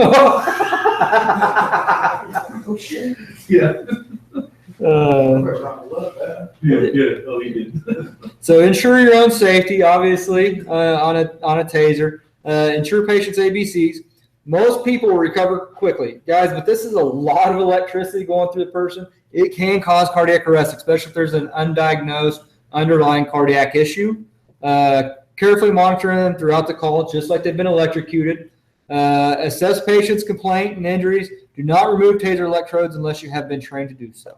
I hope you got, you don't squeeze the trigger when you're doing the work. Well, no, you don't touch the electrodes unless they're broke. Because once, he's down and we got handcuffs on him, we're not gonna leave the wires connected. Oh, you If we have just- the wires, we're gonna snap. Okay. The wires are real small, they break real easy. So our law enforcement expert in the room said that most of the time make sure that they go ahead and That's what we do as a department. disconnect their tasers before you touch a patient. And he said it's real easy for them to do. Well, no, you can touch the patient. You can touch the patient anywhere. It's if you touch the probes, you can get shocked. But you can touch the patient while he's being tased. Really? And not get shocked. Yeah, because we actually hand restrain him under power. Yes. Wow. Okay. So he's saying that you could actually touch these guys while they're being electrocuted. Yeah. As While, long as you're not between those probes. You're because it's going in between this probe. Yeah, but a lot of times, they want it spread like that. A lot of times it's only like Yeah. that. He says don't touch in between the two probes. I just asked the law guys what they want you to do. So mandatory reporting, child abuse or neglect. I know that's Oklahoma. Now here's how my understanding of how EMS gets around having to report certain things. Number one, I'm not going to go into a domestic violence situation unless they're on scene already. The other side of that is if I have a clue that it's a domestic violence situation, I'm going to report it to the hospital. I think the hospitals have different reporting rules than we do, and I think they have to report it. Yes, they do as well. They have to call. And so you're going to report it to the hospital because you're doing continuation of care. They're going to report it to law enforcement. Elderly abuse, yes, you report that to law enforcement. Kind of the same thing as the one before sexual assault. I hope to get a clarification soon on all of these. And then gunshot wounds or other violence. Guys, don't go in on gunshot wounds until the law guys are in. I guess that's where we're maybe have the advantage here, because if we get a call for child abuse or neglect that the ambulance is going to, we're going to beat them there. Yeah. Because we're going to get the call. Same with domestic violence. Same with pretty much all of those. We're going to get the call. The only thing, and I'm sure you've been on these scenes where it's called in either as an unknown and you get there and it's that, or they called it as one thing, like a shortness of breath, and you get there and she's short of breath because she just got her ribs broke from being kicked, And normally, see, the ambulance, they never call us in. Yeah. They normally take them to the hospital, and the hospital calls you guys. Yeah, and I think that's how ambulance gets around a lot of the reporting requirements. So the transition: EMS arrives and patient does not want to go to the hospital despite continued efforts to persuade him to do so.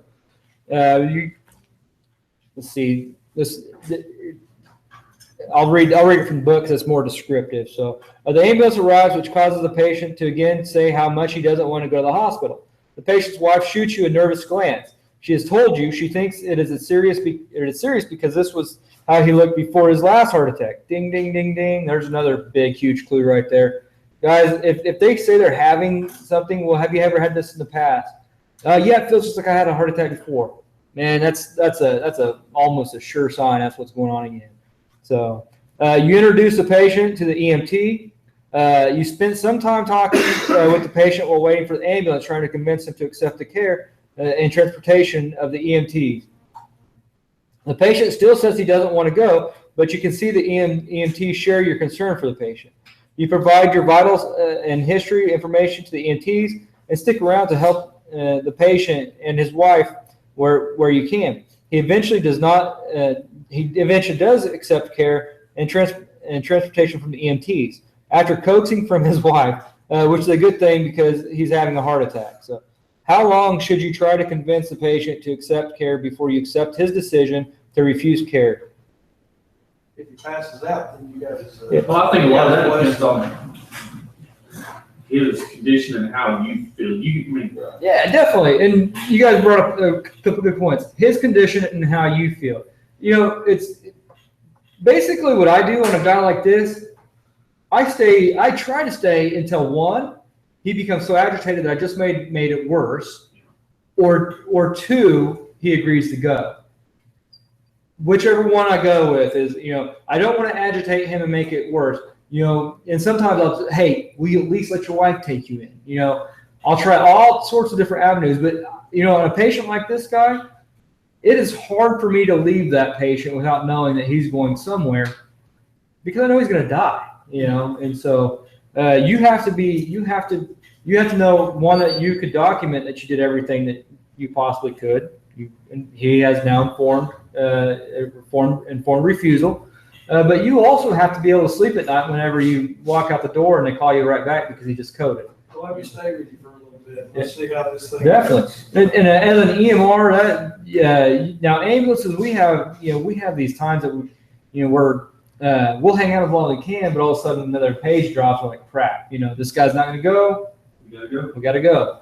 And so, but you still need to make sure that you've done everything you could, that he has an informed refusal, and try to get a witness's signature. We have some that they won't go just because they know what it's going to cost. And that's so crazy. And that's when we say, well, what are your family members? Yeah, exactly. Us as police officers, we do an escort them up there. What's kind of crazy about that is it seems like the ones that won't go for money reasons tend to have the most money in the friggin' town. And it's like, well, that's why, because there's huge. Yeah, you're a quadzillionaire. What do you mean you don't have any money? So review. Define the following terms: scope of practice. You guys have a pretty good idea what scope of practice is, right? It's where you guys operate, right, and your scope of practice. Protocols is your written set of guidelines that you're going to follow. It's an offline medical direction, just like if a doctor was to write you an order. Understand a doctor can't write you an order to intubate your patient because that is outside of your scope of practice. Online medical direction is you're talking directly to a physician. Express consent is, hey, buddy, how you doing? And yeah, you can treat me. Implied consent is, hey, buddy, you're unresponsive. I'm going to treat you. The other one would be with implied consent is this kid is in really bad shape. Their mom would want me to treat them. Emancipated minor is somebody that has been deemed by the court to be, they have the same rights as an adult. And refusal of care is a patient refusing to go with you, right? So HIPAA is a long term that I don't ever remember what it was. Basically, it's saying that you can't disclose information to people unless they're directly related to care or the patient signs a piece of paper for billing so they can bill the insurance and things like that. Advanced directives are typically written things that the patient wants, typically signed by a doctor. Only ones that we have in Oklahoma that we follow are DNRs, which is do not resuscitate or do not do CPR and AED. Some things you want to make sure you do is read over what a valid DNR is whenever you get your book, because it has to be in date. So there's a date on it. It has to be signed by a physician, and there might be a couple other things. So Mom just signed by herself. Okay. St. Anthony's took it whenever she had cancer. Okay. And she had broke her arm. So when we got her to the hospital for doctor's appointment, actually for her chemo, from her broken arm, it kind of went downhill after that. Oh yeah. So they asked, do we need to resuscitate if something happens? Well, by that time she was non-responsive. I said, well, she has a don't resuscitate. So they gave her a feeding tube till we get her over on hospice. Uh-huh. And then it was the next morning. Yeah. She passed away, but she didn't want to be resuscitated after. Yeah, and they have a lot more ability to honor your wishes, Right. Because they're it's the doctor that is supposed to sign it. So as you guys, it's guys, I'll just be honest with you. You guys have a lot of leeway too, and your leeway comes from just calling up the doctor and talking to him, just explaining the situation. And a lot of times you could either code the patient if that's what you feel or and the family needs to be done, or you could leave the patient if that's how you feel needs to be done. So a healthcare proxy is somebody that's making and I talked to the medical decisions. We have what do we have here? Not the healthcare not the healthcare proxy. We have the durable power of attorney. Ethics are just your moral compass, if you will. Tort is a civil, yeah, there you go, civil claim. Assault and battery, we'll put them together, is the threat of harm or the act of the physical harm. So, abandonment is your leaving, and I'm gonna, guys, I understand you have to go by the book, but I'm gonna try to get a better state definition. Go by the book for now, that you can't leave a patient with somebody that is a lower level of care. So basically without a refusal, you can't just walk in and say, oh yeah, your blood pressure's high, see you later. You have to stay there with that patient until somebody either comes and transports them, like Snyder, or they refuse care. Okay. Negligence, remember you have the 4 things that have to be proven for negligence. I'm not going to go over them, but know them. I promise you that you will have negligence questions. If not on your first test, you will have negligence questions on your EMR exam. Okay. A duty to act, and this goes into your negligence, is you had that duty. You were supposed to do something. You were on duty at a workstation, and or you're on your active volunteer status. You breached duty, so you didn't act. You didn't do that duty that you had. Approximate causation just means that the harm was caused by your failure to act. So rules and regulations that are set to designate how an emergency responder can legally function are called, it's actually scope of practice, D, I believe. It's the rules and regulations that are key there.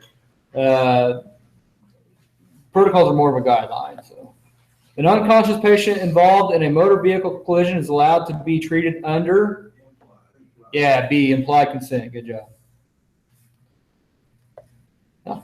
PHI or private or pertinent. Their medical history may be disclosed to all of the following except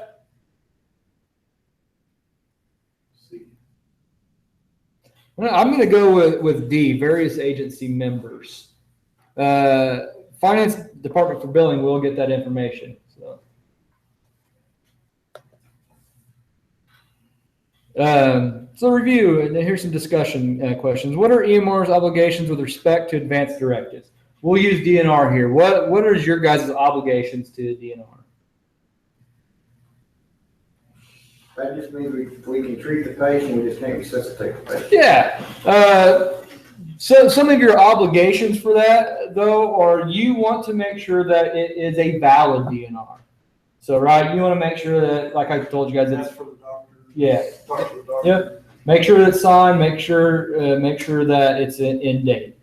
That's some of your obligations. And then the other side of that is you need to respect that DNR. You do get into some sticky situations when the families freak out. And the book I read the book and I didn't get a good explanation of what we legally should do whenever you have a durable power of attorney requesting you to go ahead and resuscitate that patient. What are some examples of actions or inactions that can lead to a specific tort claim? I don't know. That's a pretty loaded, open-ended question, but I kind of, without saying a specific thing, kind of told you guys, you didn't actually meet that negligence, but those 4 things for negligence. So it wasn't criminal, but it came over to the civil side, and it's a lot lower threshold on the civil side. So what is the importance of medical direction in EMS? They're the ones that medical direction is how we operate, correct? So through protocols, through online medical control, is how we're doing what we do. We basically operate under that physician's license.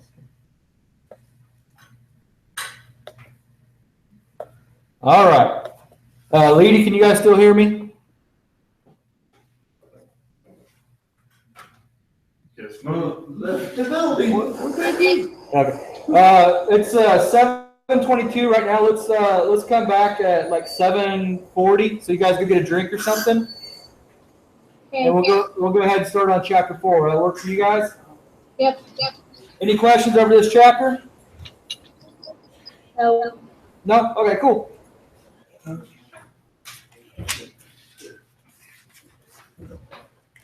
hey, Rob, Yeah. do we have to do the section review and practice exam?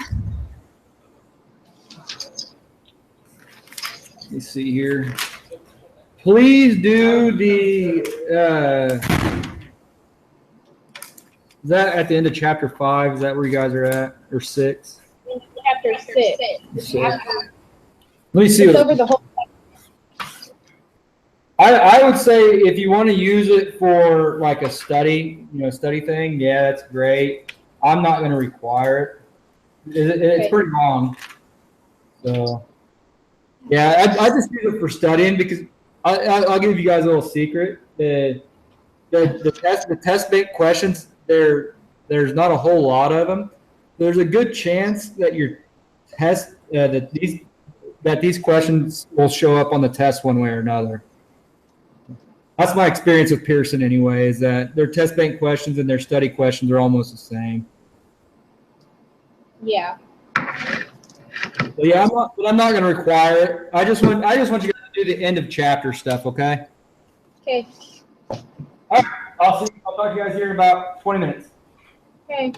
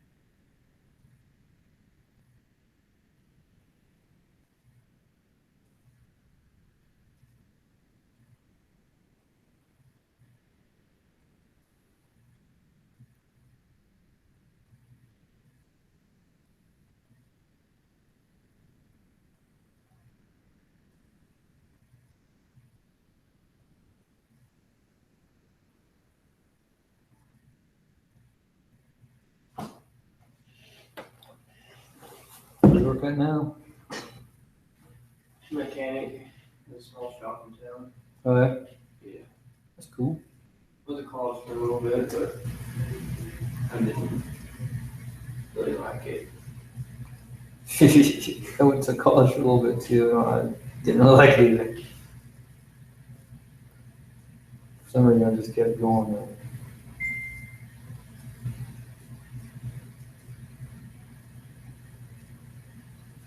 Been trying to get on the fire department, but for insurance reasons, you can't speak to anyone. Yes, you'll run into that a lot. You know, the thing is, a lot of departments don't know is that on the age waiver, it's below an age and above an age. So the like my service, forever, we're so concerned with hiring people under 21. But I read the policy said that you can get a waiver for people under 21. You just have to let the insurance company know. And but it's also above 65. We had 2 or 3 or 4 people above 65. So, you know, while the age thing is equally on both sides of it. You know, they should have been concerned about the older too. And so a lot of them don't know that you could write for a waiver. You know, sometimes it's not even, you can't even argue the point. You just got to wait until you're 21 and then they'll hire. But once I learned that, I just hired people to work for me. So.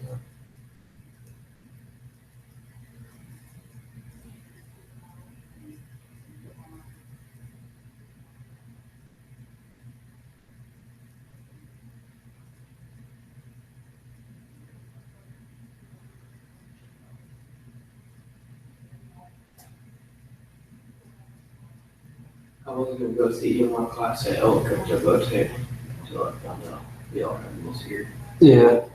What were they charging for theirs? $350 for the class, and $150 for the book. Wow. Yeah.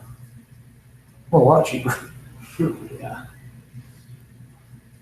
I still might go there for EMT though. Yeah. We're supposed to start class in October. $350. Yeah, that's what they told me when they called me.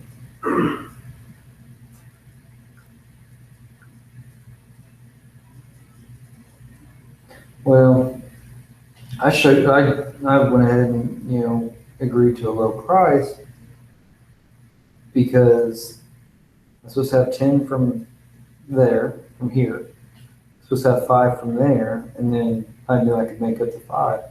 Well, everybody's short of me, and Eric didn't even come over. So I would have charged more if I would have known that. But all right, I guess.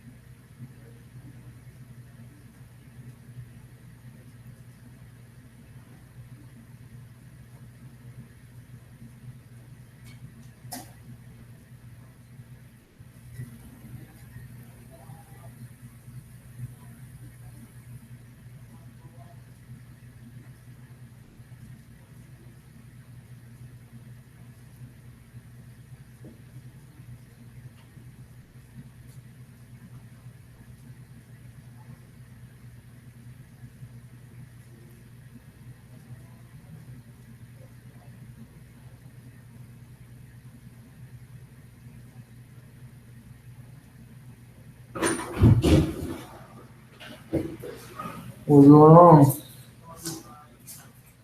You haven't tried to, disassemble any, EpiPens this time, have you?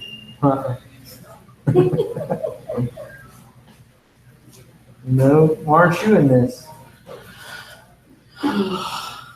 Well, schedule and Schedule. can't afford it. Can't afford it, he's paying for it. Well, I didn't know that. That and plus, I mean, you know, right now, I'm trying to get to 10. And I'm gonna try if I can just get to 10. Yeah, So I'm not wanting to take up these courses for somebody else. yeah.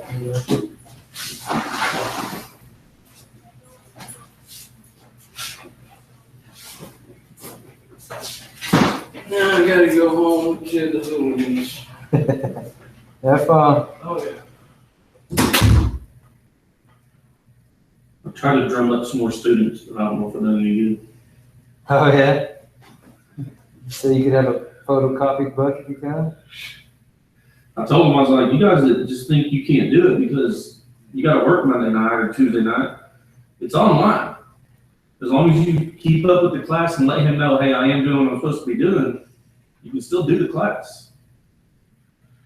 But you can tell the ones that wanna come or don't, because the ones that don't, they start making excuses.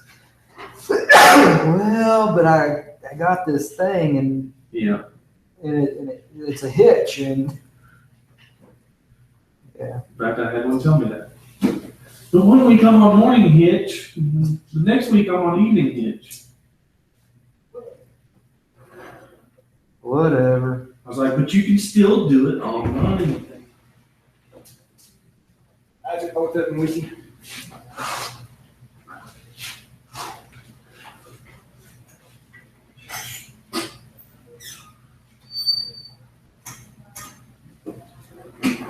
Man, I chased my damn cat last night because he chased a fucking skunk. I would have chased him. That bull was a lot quicker. I'm like, man, you stupid ass cat, you're gonna get me sprayed. I laughed when you got sprayed. Y'all are still out here. Were we? Yeah. I let the damn cat go and say, if you get sprayed, you're sleeping outside tonight. So you could have went back to work and got some of that Taco Bell meat rubbed on you. Take the freaking smell off I'm you. telling you. I ain't no damn lie. Got some of that Taco meat, Taco Bell. Yeah. Maybe sauce. I'm gonna bring some Taco Bell tomorrow night for you. Are you? You know how much I eat, so you better make sure you got plenty. I'll But bring a couple of grande meals up here. a couple of them, what are you gonna bring the rest of?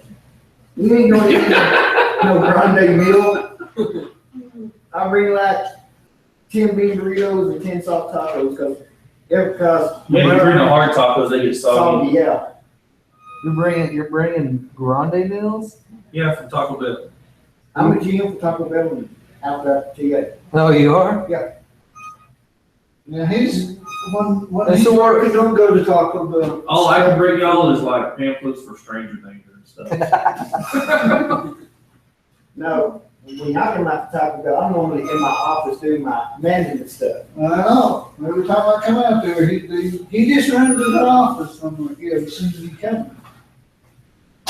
He treats us pretty good when we go out there. Yeah, I do. Or like Matt, he'll text me, Dave, you got work, we're here. I do. Man, yes, man. I'm like, David, you at work? He's like, yep. I was like, I'm on my way. I would feel it too. That's it, man, we got flights tomorrow night, how about some business? He didn't say he was. Oh, did you? I'm gonna bring. But that's because some of the people he had working out there, I didn't trust making my food. What? Grande meal. A couple too. And I'll tell you, being a cop, it's tough to go out to eat in this town. Yeah. I'm telling you, you know, when you walk into Denny's out there, and you're sitting there waiting on your food, and the cook pops his head around the deal, and he's like, Yeah. I'm like, shit, I just took that son of a bitch to jail. You know, or you pull through the McDonald's drive-thru and you hear one of them go, "This is the cop's meal." Extra fit. Just go ahead and cancel that. You know, yeah. We don't go out to eat much around here because of that. I think you and Phil are the only ones that texted me when I'm working. I didn't text back home and home, I'm like, shit, I can't go Taco Bell. Those scratch that idea, where do we want to go now? I can say you. Oh, Erica would open up that big fancy. Do what? You need desserts. Yeah, that's what we're asking, because we're gonna buy everything for the chili and the beans and cornbread. And, his mom's gonna help us cook all that, but we were wanting the spouses or whatever to bring desserts. And, I don't think they're gonna need to make a whole bunch, because if we have 20 people bring desserts out there and they bring a bunch each, we're gonna have a lot of dessert left over. If there's a way of letting people know what they need. Just if somebody says, well, I'm bringing next Sunday, right? Yeah, next Sunday, not this coming up, yeah. Well, just desserts, I mean, Because I hate for. you can bring cupcakes, I've told you, make make a sheet of brownies and cupcakes, that's. So what's the Just a tickets dessert. gonna be for? Huh? What's the tickets gonna be The tickets are gonna be, it's $5 a plate. for? Okay, I got you. And that's so we can sell the tickets prior to the event, because there's a lot of people in town that will actually buy tickets. They have no plans of even coming. They just wanna help out, so they buy the tickets. Who's giving away or selling the gun rifle? That's through the chamber. Is that the chamber doing that? I seen that on Facebook. All right, it's time to get started again, I guess. Chapter 4. Oh, chapter 4 is medical terminology. We're gonna go through it really fast because it's one that, like I said, it's one that I can't sit here and go over and talk to you guys about. It's something that you're gonna have to take the time and kind of learn on your own. I think probably the best way to do it is just make some flashcards with the root words and stuff like that. So, Have you found a pre-test yet?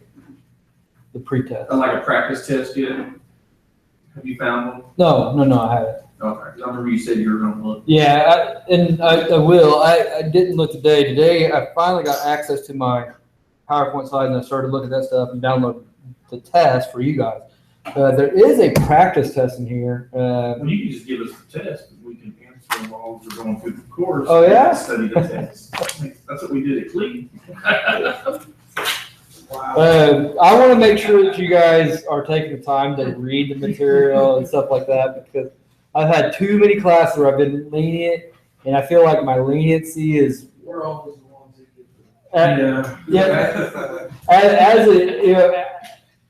as it was being nice, I think it hindered some students because I didn't force them to do the things, and so I'm going to try to be a little more strict on this one on you guys doing. So. No, actually, Cleveland, what they do is their PowerPoints. If it's on the test, it's highlighted in red. Oh, really? Yep. Nice. So, unfortunately, I do not know the questions that they're going to be asking you on either the national or the state exam. So that's a toss up. I know that, like I said, I can tell you the questions I've come across through all my EMT, different EMT tests. So is the test taken online? Yeah, I think it is. We're burning flags. We gotta go burn flags. I think that's what it said on our.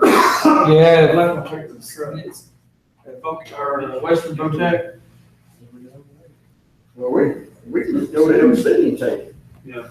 No, I don't think you can. It's They got it set up over there. Is it Career Tech? Is that what it's called now? It's Western Technology Safety Training Center is where we take our. Western Protect. Yeah, you'll have to call the lady. There's a lady that on that. I sent out an email with the lady's name and which one it is. So I'm not sure if it's here or not.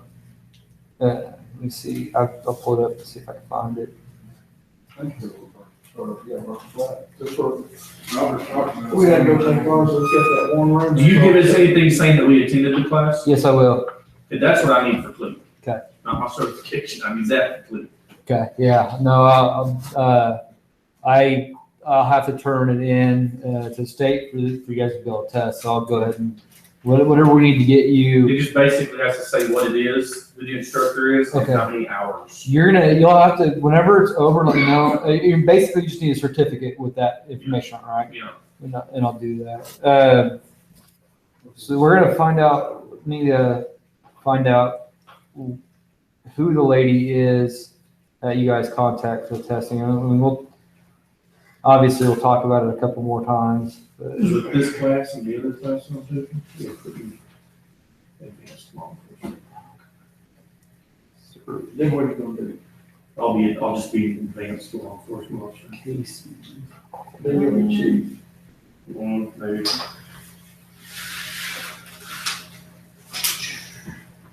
You'll run this one horse now.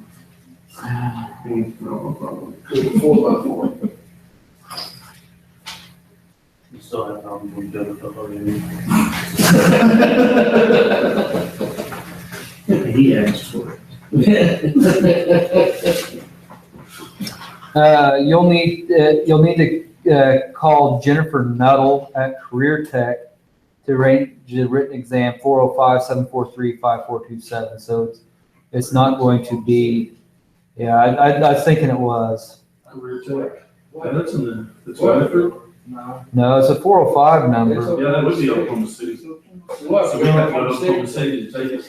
Yeah, I think so. So it's, and not only, and I thought it was weird because they do both the Oklahoma certification and the National Registry. Right. So you'll call her for National Registry or Oklahoma. Tell her, whichever one's easiest. Yeah. Well, that's gonna be the state. I was told National's pretty tough. It's all computer. It'll ask you a question. Like if you get that question wrong, it'll ask you 3 more easy questions along the same lines, like dealing with the same thing. And if you get those right, then it'll have follow up with 2 more questions that are even harder than the one you missed. Don't let him scare you. Dude, I took, the fireworks display test, Yeah. and there would be one word different. Between It's two set up questions. to where, it's like insurance, they set it up to where they don't freaking pass it. It's like, Yep. I know what I'm doing, your stupid questions ain't right. Yeah, exactly. So medical terminology. Terminology is medical language. For you guys, obviously talking to other EMTs, it's going to be, you guys will be able to talk plain English, but you'll start to learn things, the cardio and different things like that. But for once you get into your EMT class, you'll want to know some medical terminology so that you're able to communicate with other medical professionals like doctors and nurses. Rather than just say, he broke that there arm, you can say, oh, it's mid-humerus, or it's his radius proximal to his wrist, and be able to really kind of describe where things are. I'm not even going to go over the little thing. So whenever you break it down, whenever you're looking at medical terminology, you want to break it down and see where they have it. So you have the root, the suffix, the root and suffix definition. So cardiologist, cardio is the heart, ology is the study of, and ist is one who specializes in. So you put those words together and you have cardiologist, somebody that specializes in the heart. And so that is the basis of your medical terminology. There is a table 4.1 once you get your book. That has, and it looks like, and we'll see if it's in here as we go on. So you have your root word, your prefix, and your suffix. Here we go. And so here's a pretty good word list. It's not super long, and it may be. So it's not super long, and it'll help you out a lot. You have cardio, which is heart. Neuro, which is nerve. Naso, obviously nose, right? Oral, mouth. Hyper, above normal or high. So high prefix. Yeah. So what's hypertensive? Hypertension. Or hypertension. High blood pressure, right? Hypo is below. Tachy, above normal or rapid. So tachycardia, fast heart rate. Yeah, so you have the cardia or cardio there. Brady, which is slow. Then you have these suffixes, the act or pertaining to, ology, study of, all pertaining to an IST, one who specializes in it. Not a super long list, and it doesn't look like they're expecting you guys to do a whole lot of medical terminology.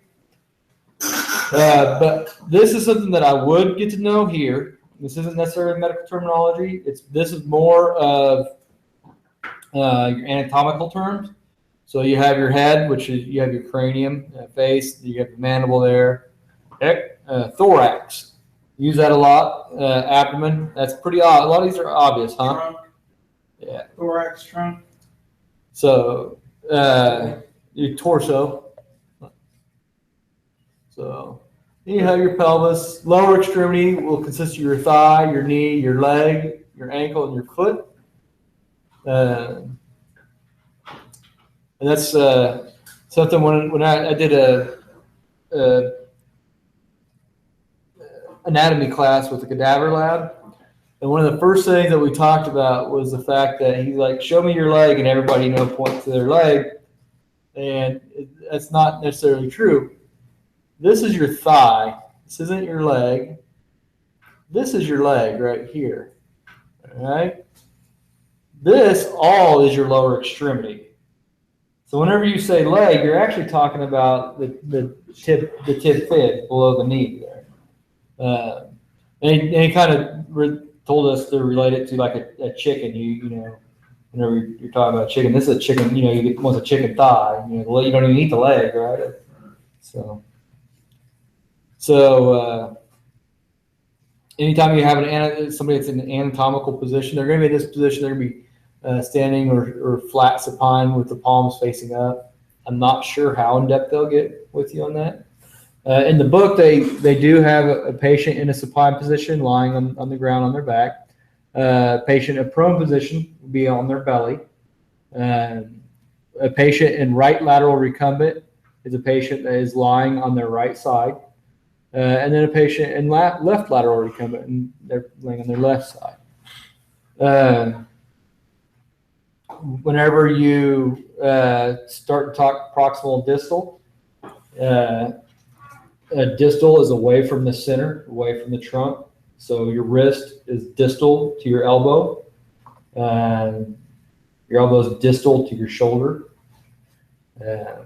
So they have in here, and you'll want to know this, like what the midclavicular is.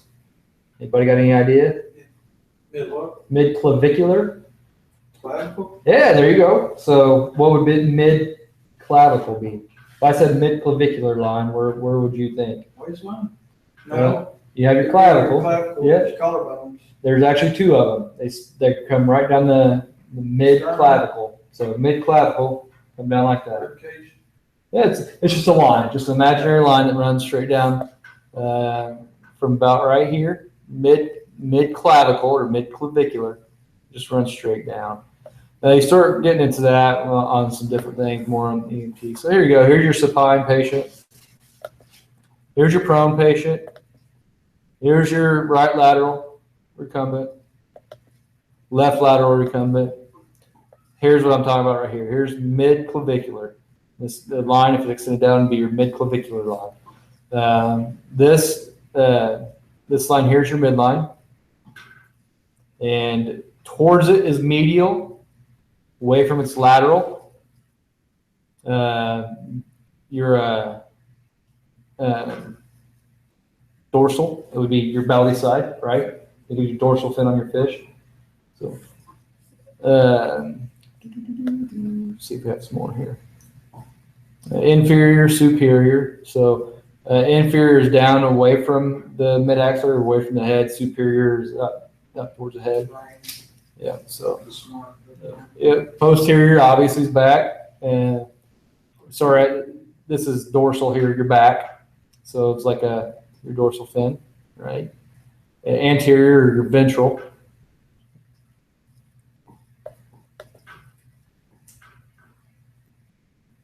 Yeah, we already had that slide, right? Oh, okay. Must have went backwards on accident. So when we start talking about directional terms, you have superficial. Talk about a superficial laceration. It's just kind of scratch, right? deep internal, and then deep would be, deeper into the muscle or things like that. Internal and external, so inside the body and outside the body. I wanted to hit this stuff real quick. I know told you guys that they didn't really allow for time for this in the state's curriculum, which is weird because it's all important stuff. Here's your thoracic cavity or thoracic cavity. Your diaphragm separates the thoracic cavity and the abdominal cavity. Then your pelvic cavity. Cranial cavity. Cranial is your brain, right?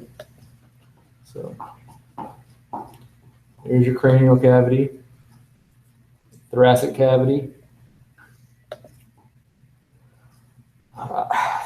Guys, I would say that this would be a good slide to study for your testing, because whenever you're dealing with your quadrants, whenever you're assessing the abdomen, you'll have your right upper quadrant, your left upper quadrant, your left lower quadrant, and your right lower quadrant, and there's a good chance they'll ask you.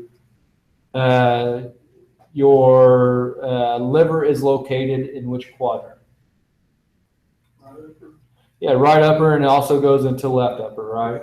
So, But the main part of it is definitely in right upper. And so,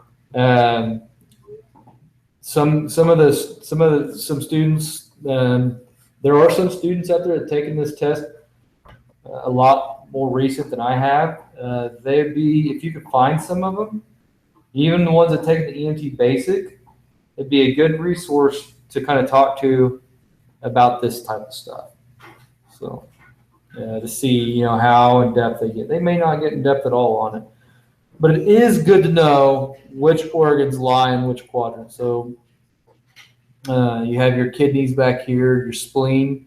Your spleen is mainly in your left upper, but it goes into your right. Your colon is in all quadrants, right? But there's they don't get very in depth in it. So is your small intestine. I don't remember any of that being on the EMT test. Cool.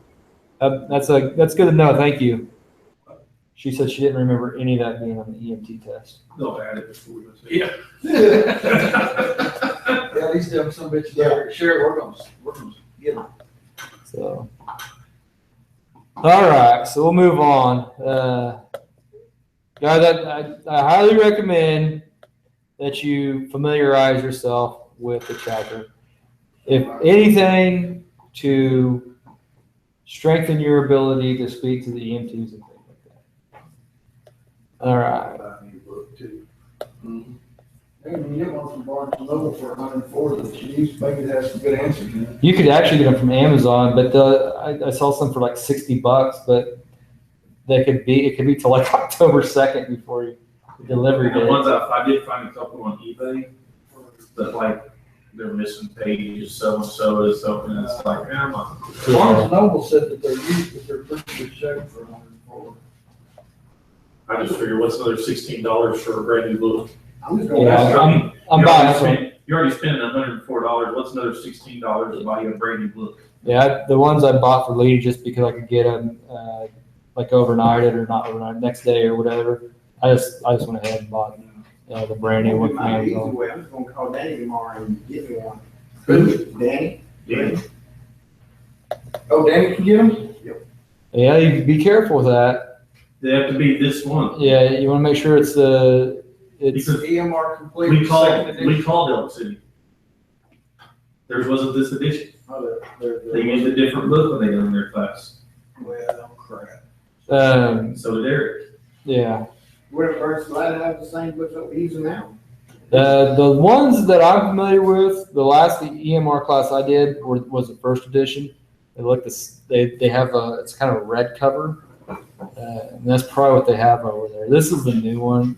This is the new book. I don't think Robin's gonna have it.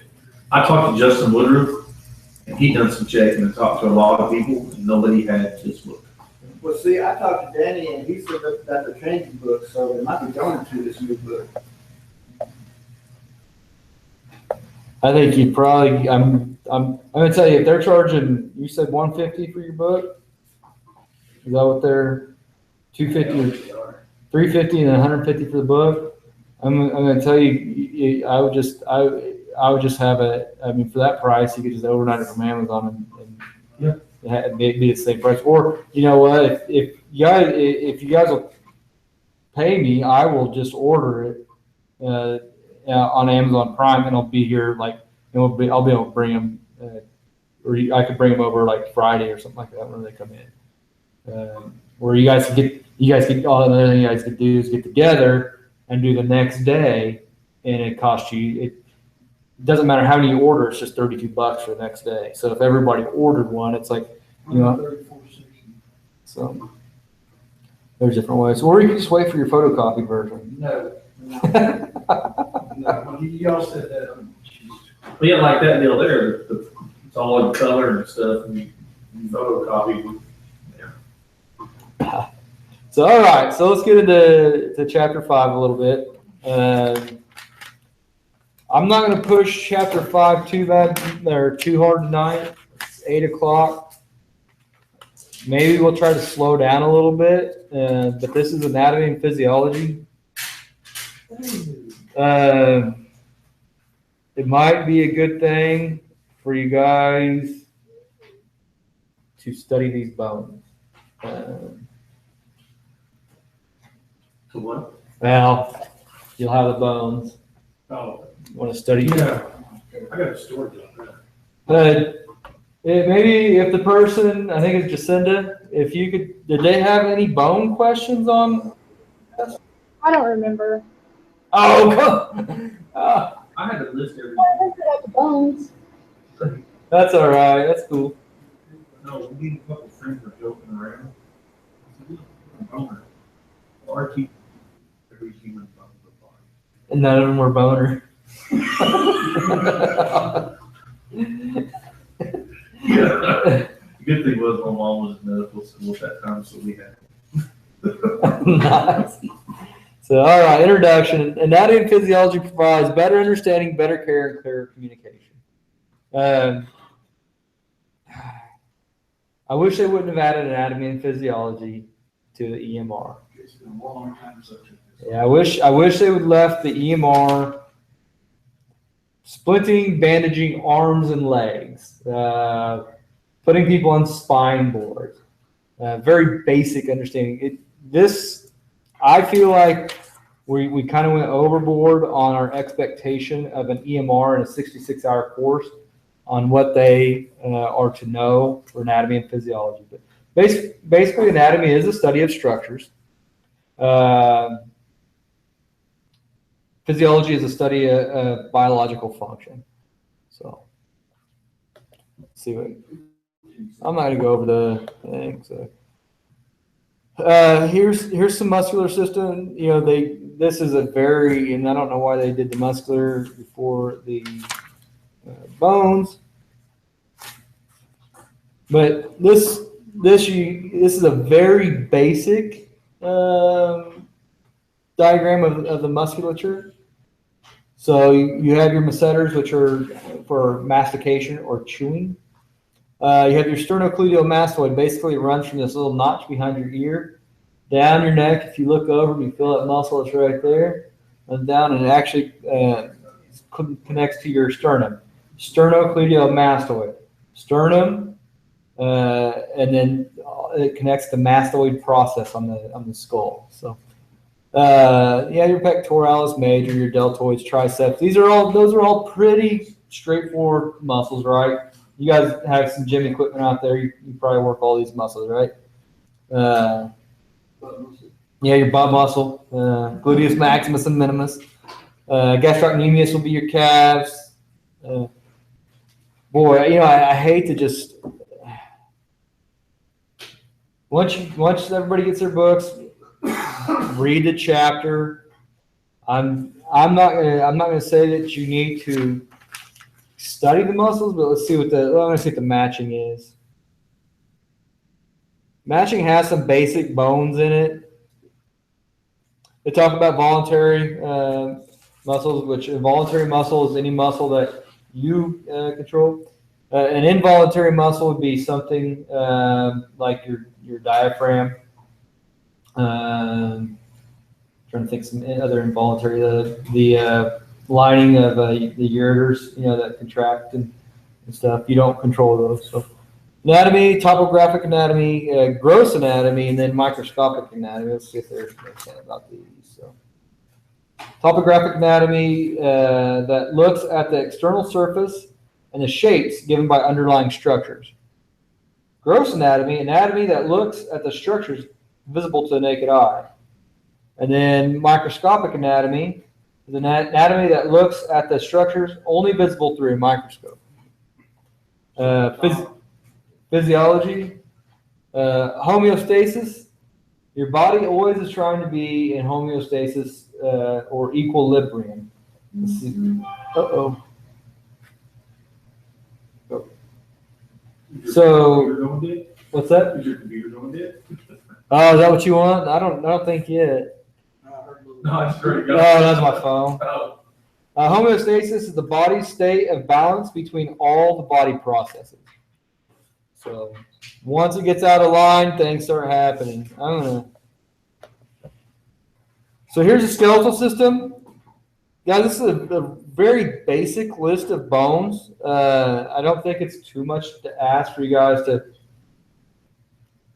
kind of start to learn them, okay? So you have a skull, cervical vertebrae, sternum, ribs, thoracic vertebrae, there's 11, lumbar vertebrae 4, ilium, pubis, tibia, fibula, ulna, radius, humerus, scapula, mandible, maxilla. One way that the stupidest thing ever that I remember the mandible versus the maxilla was the mandible is your bottom jaw, and it's what makes man be able to chew his food. Mandible. So yeah, the skull. That by watching bones. So, patella. You probably know most of these bones, but I would start to develop basic knowledge, especially for the ones that are looking to go on and do like an EMT course. I'd start to develop kind of a basic knowledge of your bones. Skeletal system. Let's see if they give us a definition of the skeletal system, just so we could. No, but they do give you definitions of all these bones.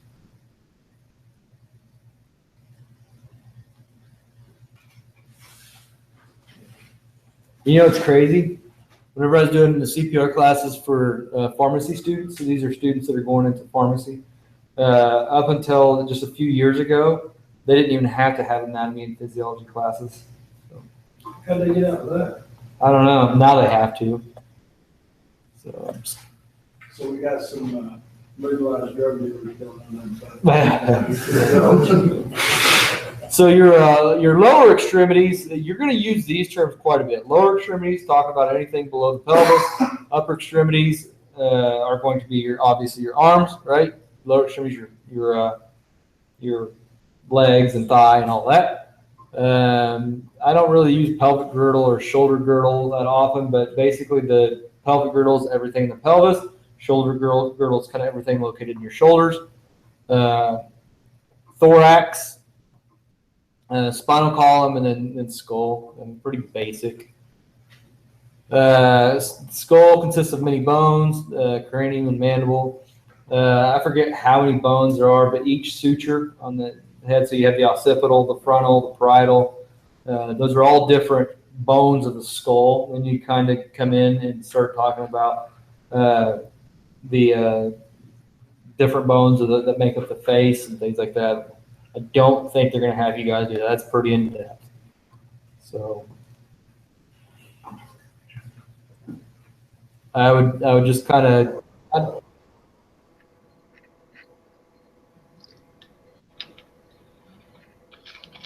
Yes.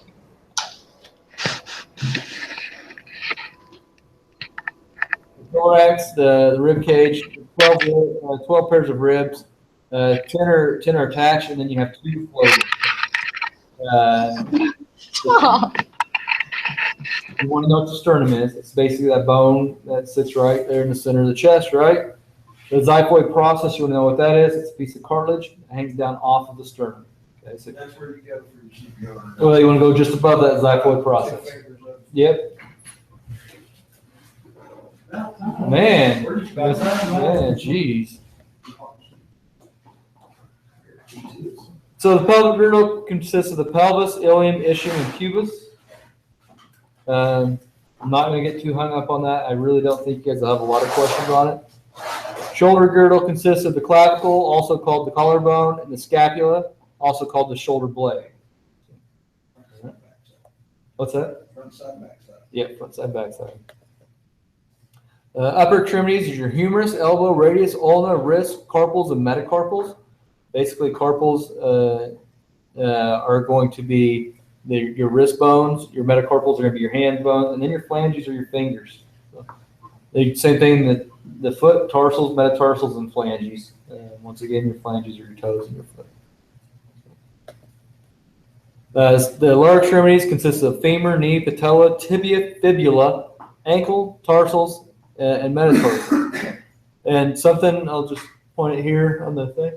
One way I always cut the tibia separate from the fibula is the tibia, if you look, kind of makes a T up here, right? Kind of a silly way, but up until I did that, it's hard for me to remember.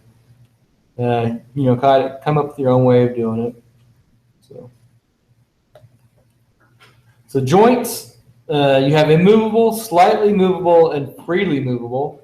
The freely movable are going to be your hinge joints, your ball and socket joints, your gliding joints, and your saddle joints. I talked about the sutures in the skull. Those are immovable joints. I'm trying to think what some slightly movable would be. See if they give us an example. Me, I'll look in here. There's it.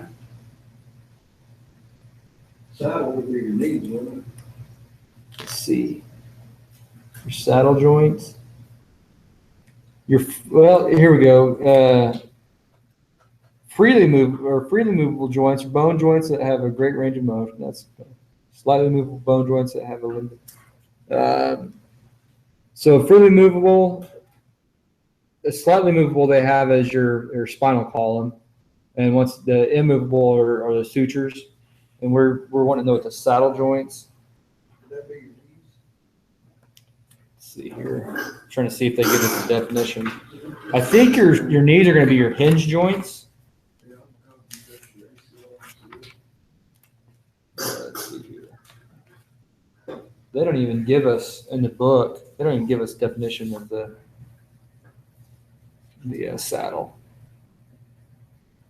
Bones that are range most types of freely movable include hinge joints, fingers, toes, elbow, and knee. Okay, so hinge joints are finger, toe, elbow, knee. Ball and socket joints, hip and shoulder. Gliding, wrist and ankle, and saddle would be your thumb. Huh. Your thumb is a saddle joint. Wonder why that is. So. All right, so muscular system types of muscles is voluntary, involuntary, and cardiac. Cardiac muscle is actually a really cool muscle.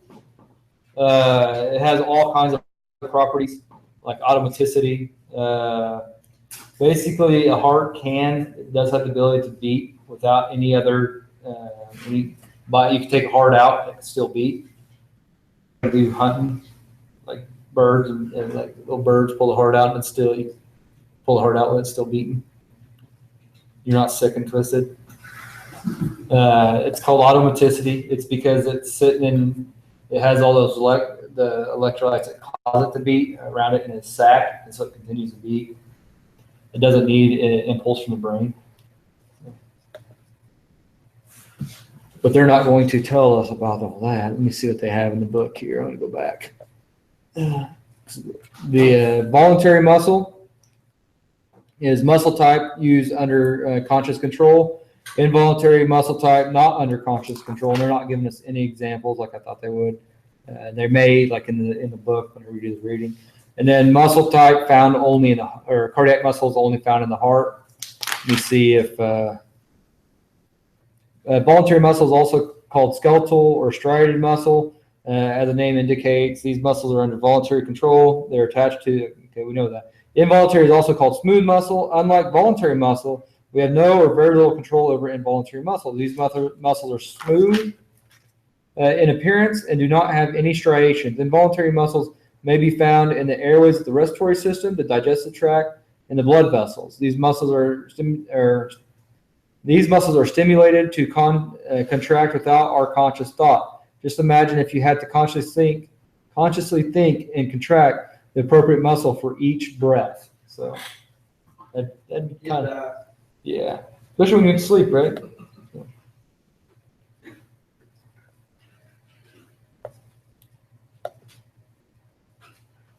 I'm not going to go over the case study. The respiratory system. These here are lungs. You have your, this is I guess you can look at the airway. So whenever you look at the top of the lungs where they kind of come to an A, that's the apex of the lungs, you'll have, on the right side, you actually have 3 lobes. On the left side, you have 2 lobes. So you have the left upper lobe and left lower lobe. On the right side, you have right upper lobe, right middle lobe, and right lower lobe. So remember that. There's 3 lobes in the right. There's a heart kind of sits right there underneath that left side. Then you have the base of the lung, which is that big flat part. Now understand the heart, you have the apex, which is down at the bottom, and the base of the heart is actually the top where the aorta and stuff connect. So, respiratory system used for inspiration and expiration. And probably be familiar with these. See what they say in here. I'll go ahead and.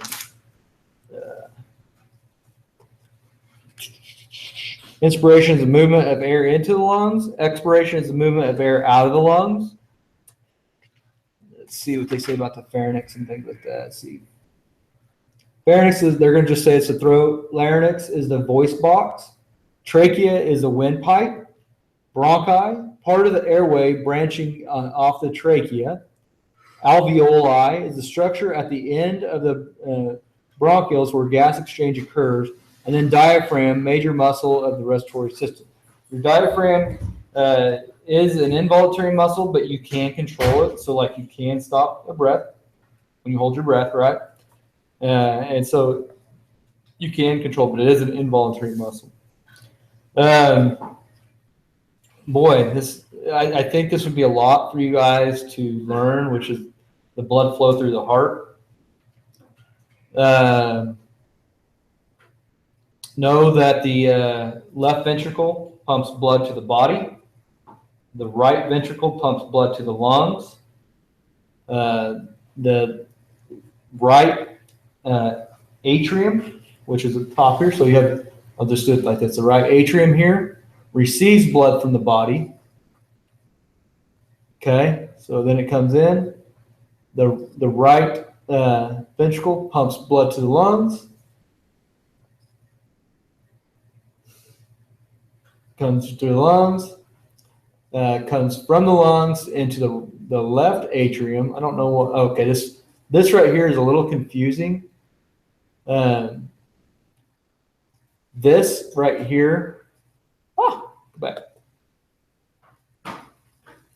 This right here goes into the right atrium. This, where it says from the lungs, it's not going into this right atrium. It actually goes across the back here and enters on this side of the left ventricle.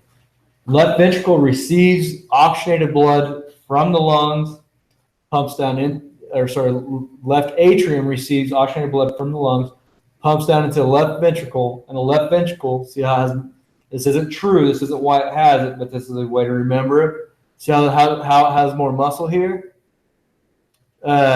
You could think of it as it has more muscle because it has to pump up all that blood throughout the body. So the left side of the left ventricle pumps the blood to the body.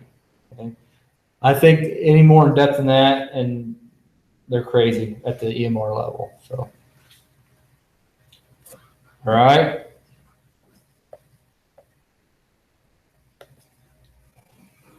Blood vessels are responsible for the transport of blood through the body. You have your arteries, arterioles, capillaries, venules, and veins.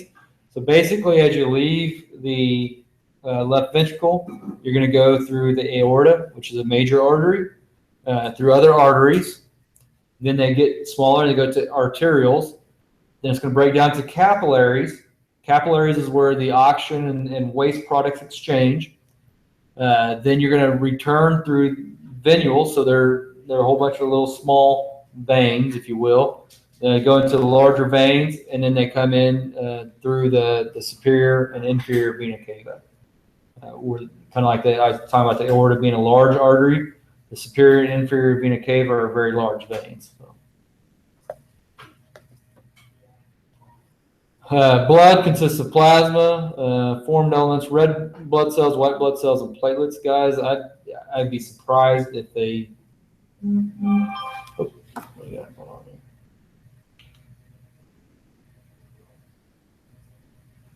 here? Everybody left over there. God, what a lame group. We're in chapter 10 by now.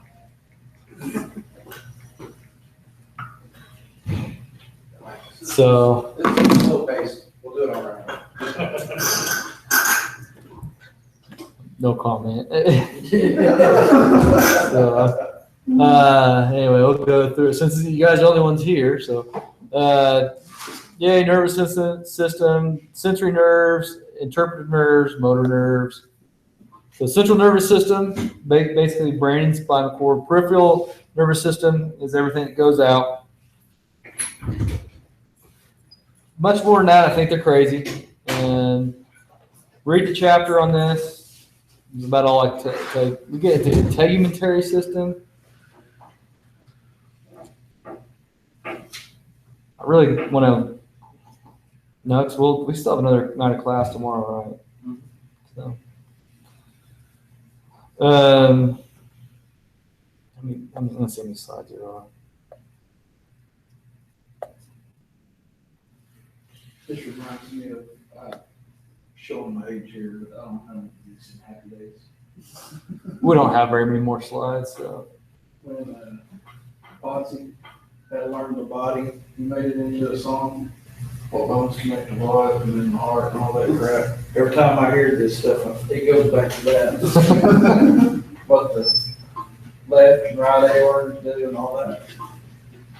Oh, guys, I think they're getting ridiculous with the anatomy and physiology in here. You know you have a digestive system, right? Teeth, for mastication or chewing. You swallow it, goes into the stomach, it's full of acid to break down. Everything's, all your water is absorbed, water and nutrients absorbed in your small intestines throughout your colon. Colon turns it into a turd and goes out your anus. Great? So, digestive system. So, yeah. I don't even know what the hell an alimentary canal is. I never heard that term. Guess I could go and look my. Yeah, you better look at it because they'll probably get you. I'll say, yeah, you don't need to know that. And then I'll be like, I don't even think they have any. I'm not finding it. That's ridiculous. This is ridiculous. I'm going to be honest with you. I think this. I think you should read it. I think you should do the practice test in it. But I wouldn't put a whole lot of weight into going in depth. I'd stay with the basic bones, the basic muscles, your basic joints, your hinge joints, like I said, I didn't even know what a saddle joint was, ball and socket joint, your fixed joints, your semi-movable joints. I would kind of know that stuff because that's really basic. But whenever we're talking about, and I would know what epidermis is, your skin, and things like that. But I don't know that I'd get too involved into the alimentary canal. Now, two processes of digestion is mechanical and chemical. We already talked about that. Mechanical is the chewing up and mastication. That's what we just talked about. The whole passage along which passes through the body from the mouth to the butt. Oh, okay. Includes stomach and intestines and esophagus. That's a wiener and a vagina. Boys have penis and girls. Yeah. I don't think you're going to have a lot of questions on them. Obviously, you have a urethra runs through prostate gland into your bladder. Great. So what's that?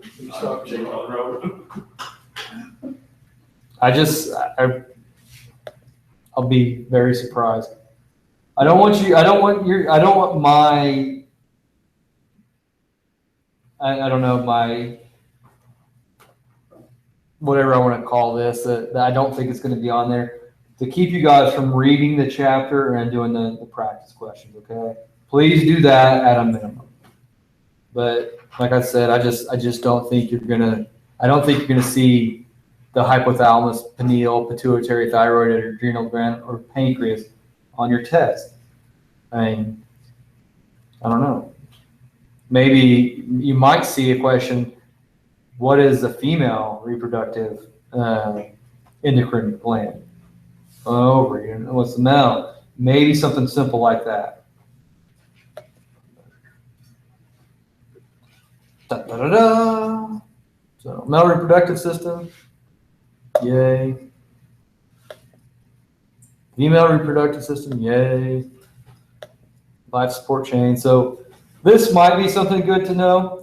Ventilation and respiration is the intake of oxygen and elimination of carbon dioxide. Kind of go in this big circle. Perfusion, transport of oxygen and carbon dioxide to and from the cells. Come around cellular respiration, exchange of oxygen and carbon dioxide within the cells. Back up around to ventilation. Okay, that's a big circle. Whenever you're taking a breath in and a breath out, you're doing that whole big circle right there. Okay, I would probably have kind of an idea on that. That's important. It's important that you understand ventilation. The composition of ambient air is something that you guys might want to know. Anybody know how much oxygen is in ambient air? It's close. You're close. It's like 20.9. It's 20.99. So basically, in most any test that you see will be 21% of ambient air is oxygen, 79% is nitrogen. Then you have your inert gases and things like that. Hydrogen, you'll have some hydrogen. Condition of respiratory system, condition of circulatory system, condition of tissues and cells. This is all going to affect that big circle that we've seen. So if you have somebody that, let's say, has a pulmonary embolus or something like that, now the respiratory system is not going to work. It's going to affect every other part of that circle we showed. So let's say they throw a pulmonary embolism, oxygen's not being exchanged. Well, what's going to happen? The circulatory system, it's just going to continue to fill up with waste, right? And then the condition of tissue and cells that were relying on that waste to be removed, the oxygen to be taken in, that's going to start to die. So everything's going to start to die. You kind of talk about the same thing. You have, let's say that you have something go on and there's not exchange at the capillary level. So let's say maybe a blood clot. A little different than a pulmonary embolus. You're talking about a blood clot in the leg. Same thing's going to happen on, below that blood clot. That leg is going to start to develop all those toxins. It's not able to eliminate it. Everything below is going to die. If the blood clot's bad enough, obviously you guys have heard on the blood clot, or you guys have probably heard on blood clots. And people have them all the time. They're treatable. Sometimes they get blood thinner. Yeah. I've actually transported patients where they finally had to go and do surgery, and they've had a blood clot all the way from their groin to the bottom of their foot. So that's pretty bad blood clot. That's a very painful blood clot. But sometimes all it takes is for them to put a little basket in there. They put a basket. I don't know exactly how they do it. They put a basket in it to catch those blood clots. They don't go into the heart and create a pulmonary embolus or cause a stroke. Because either go to your lungs or your brain. Either one of them are good. So, all right. Yeah, what I want to do is allow you guys to kind of get your books. I do want to, let's see, what chapter is that? Let me see what chapter 6 is. You guys aren't gonna be sad if we call tonight at 8:30, right? Gives you time to study, right? So that's what you guys are gonna do? I know you guys are. Go study in that book or not? It gives us time to go over,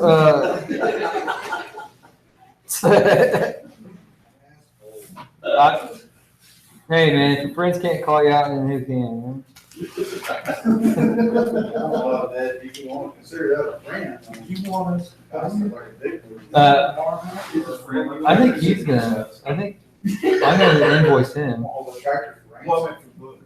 Oh, yeah, let's, so you guys, what do you guys want to do on that? I'd like to buy one. Okay. That'd probably be something that you'd want to keep around anyway. 'Cause Do you have an Amazon account? I just ordered one. Oh, well, why didn't you get with your friends? Yeah.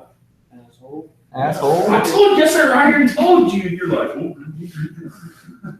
You ordered, Yeah, I just ordered me a book. did you order a used one? No. I got the used one, they're like $69. Yeah, you take a chance of pages being missing and. Well, and what was your delivery date? When's your delivery date? Well, I'll be here 2 days. Yeah, no, what's the delivery date on the $69 one? Like Friday. Lies! No, I don't know. Whenever I was looking on Amazon, I looked at the $69 one, it's like September something all the way to. Now, they did have some that were like from, the delivery date was between today's date and the 20th. Well, what it is, what I ordered Or mine the 23rd. through a friend of mine's account that has Amazon Prime. Oh, I just okay. built an Amazon Prime account today and put the city's name on it and everything. Prime is awesome. They're gonna get charged in a month though, That's right. Let's see. like $100. And they get charged every year, $100. For that Prime account. Fire department pays for it. No, Prime, if you order anything off Amazon, Prime's the way to go. Yeah. So, I do want to go ahead and hit chapter 6. After that, you know what we could do after we hit chapter 6 tomorrow? We'll just go over these review and practice, this review and practice examination. I don't really want to get into it. I want to continue on, but I don't want to get you guys, well, I guess we're going to do the 2 sections, aren't we? We're going to do section 1 and 2. Yeah. Okay. I don't want to go too fast because you guys don't have your books yet. So let's plan on doing chapter 6 tomorrow. I thought we agreed on this. We know it snuck up on us. Man, did it ever. I mean, being gone for 4 days didn't help either time. So let's plan on doing chapter 6 tomorrow, and then we'll just work on these review questions. I'll bring the book, and we'll just do the review questions. Will that work for you guys? Can I help you out? Well, you guys don't have your books yet to even be studied up for the review questions. Jeez. That guy back there in the corner did this to you. Not me. I have my book. Yeah, we'll just start on chapter 6 and 7. We'll work. I want you guys to have your books before we really get into too much of it. So, I want to go ahead and call it a night, though. We're getting pretty far. Are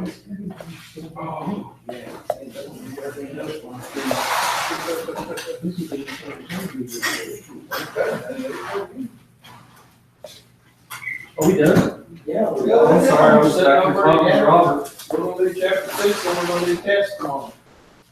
I'm glad Bill's done. Yeah, y'all over there talking about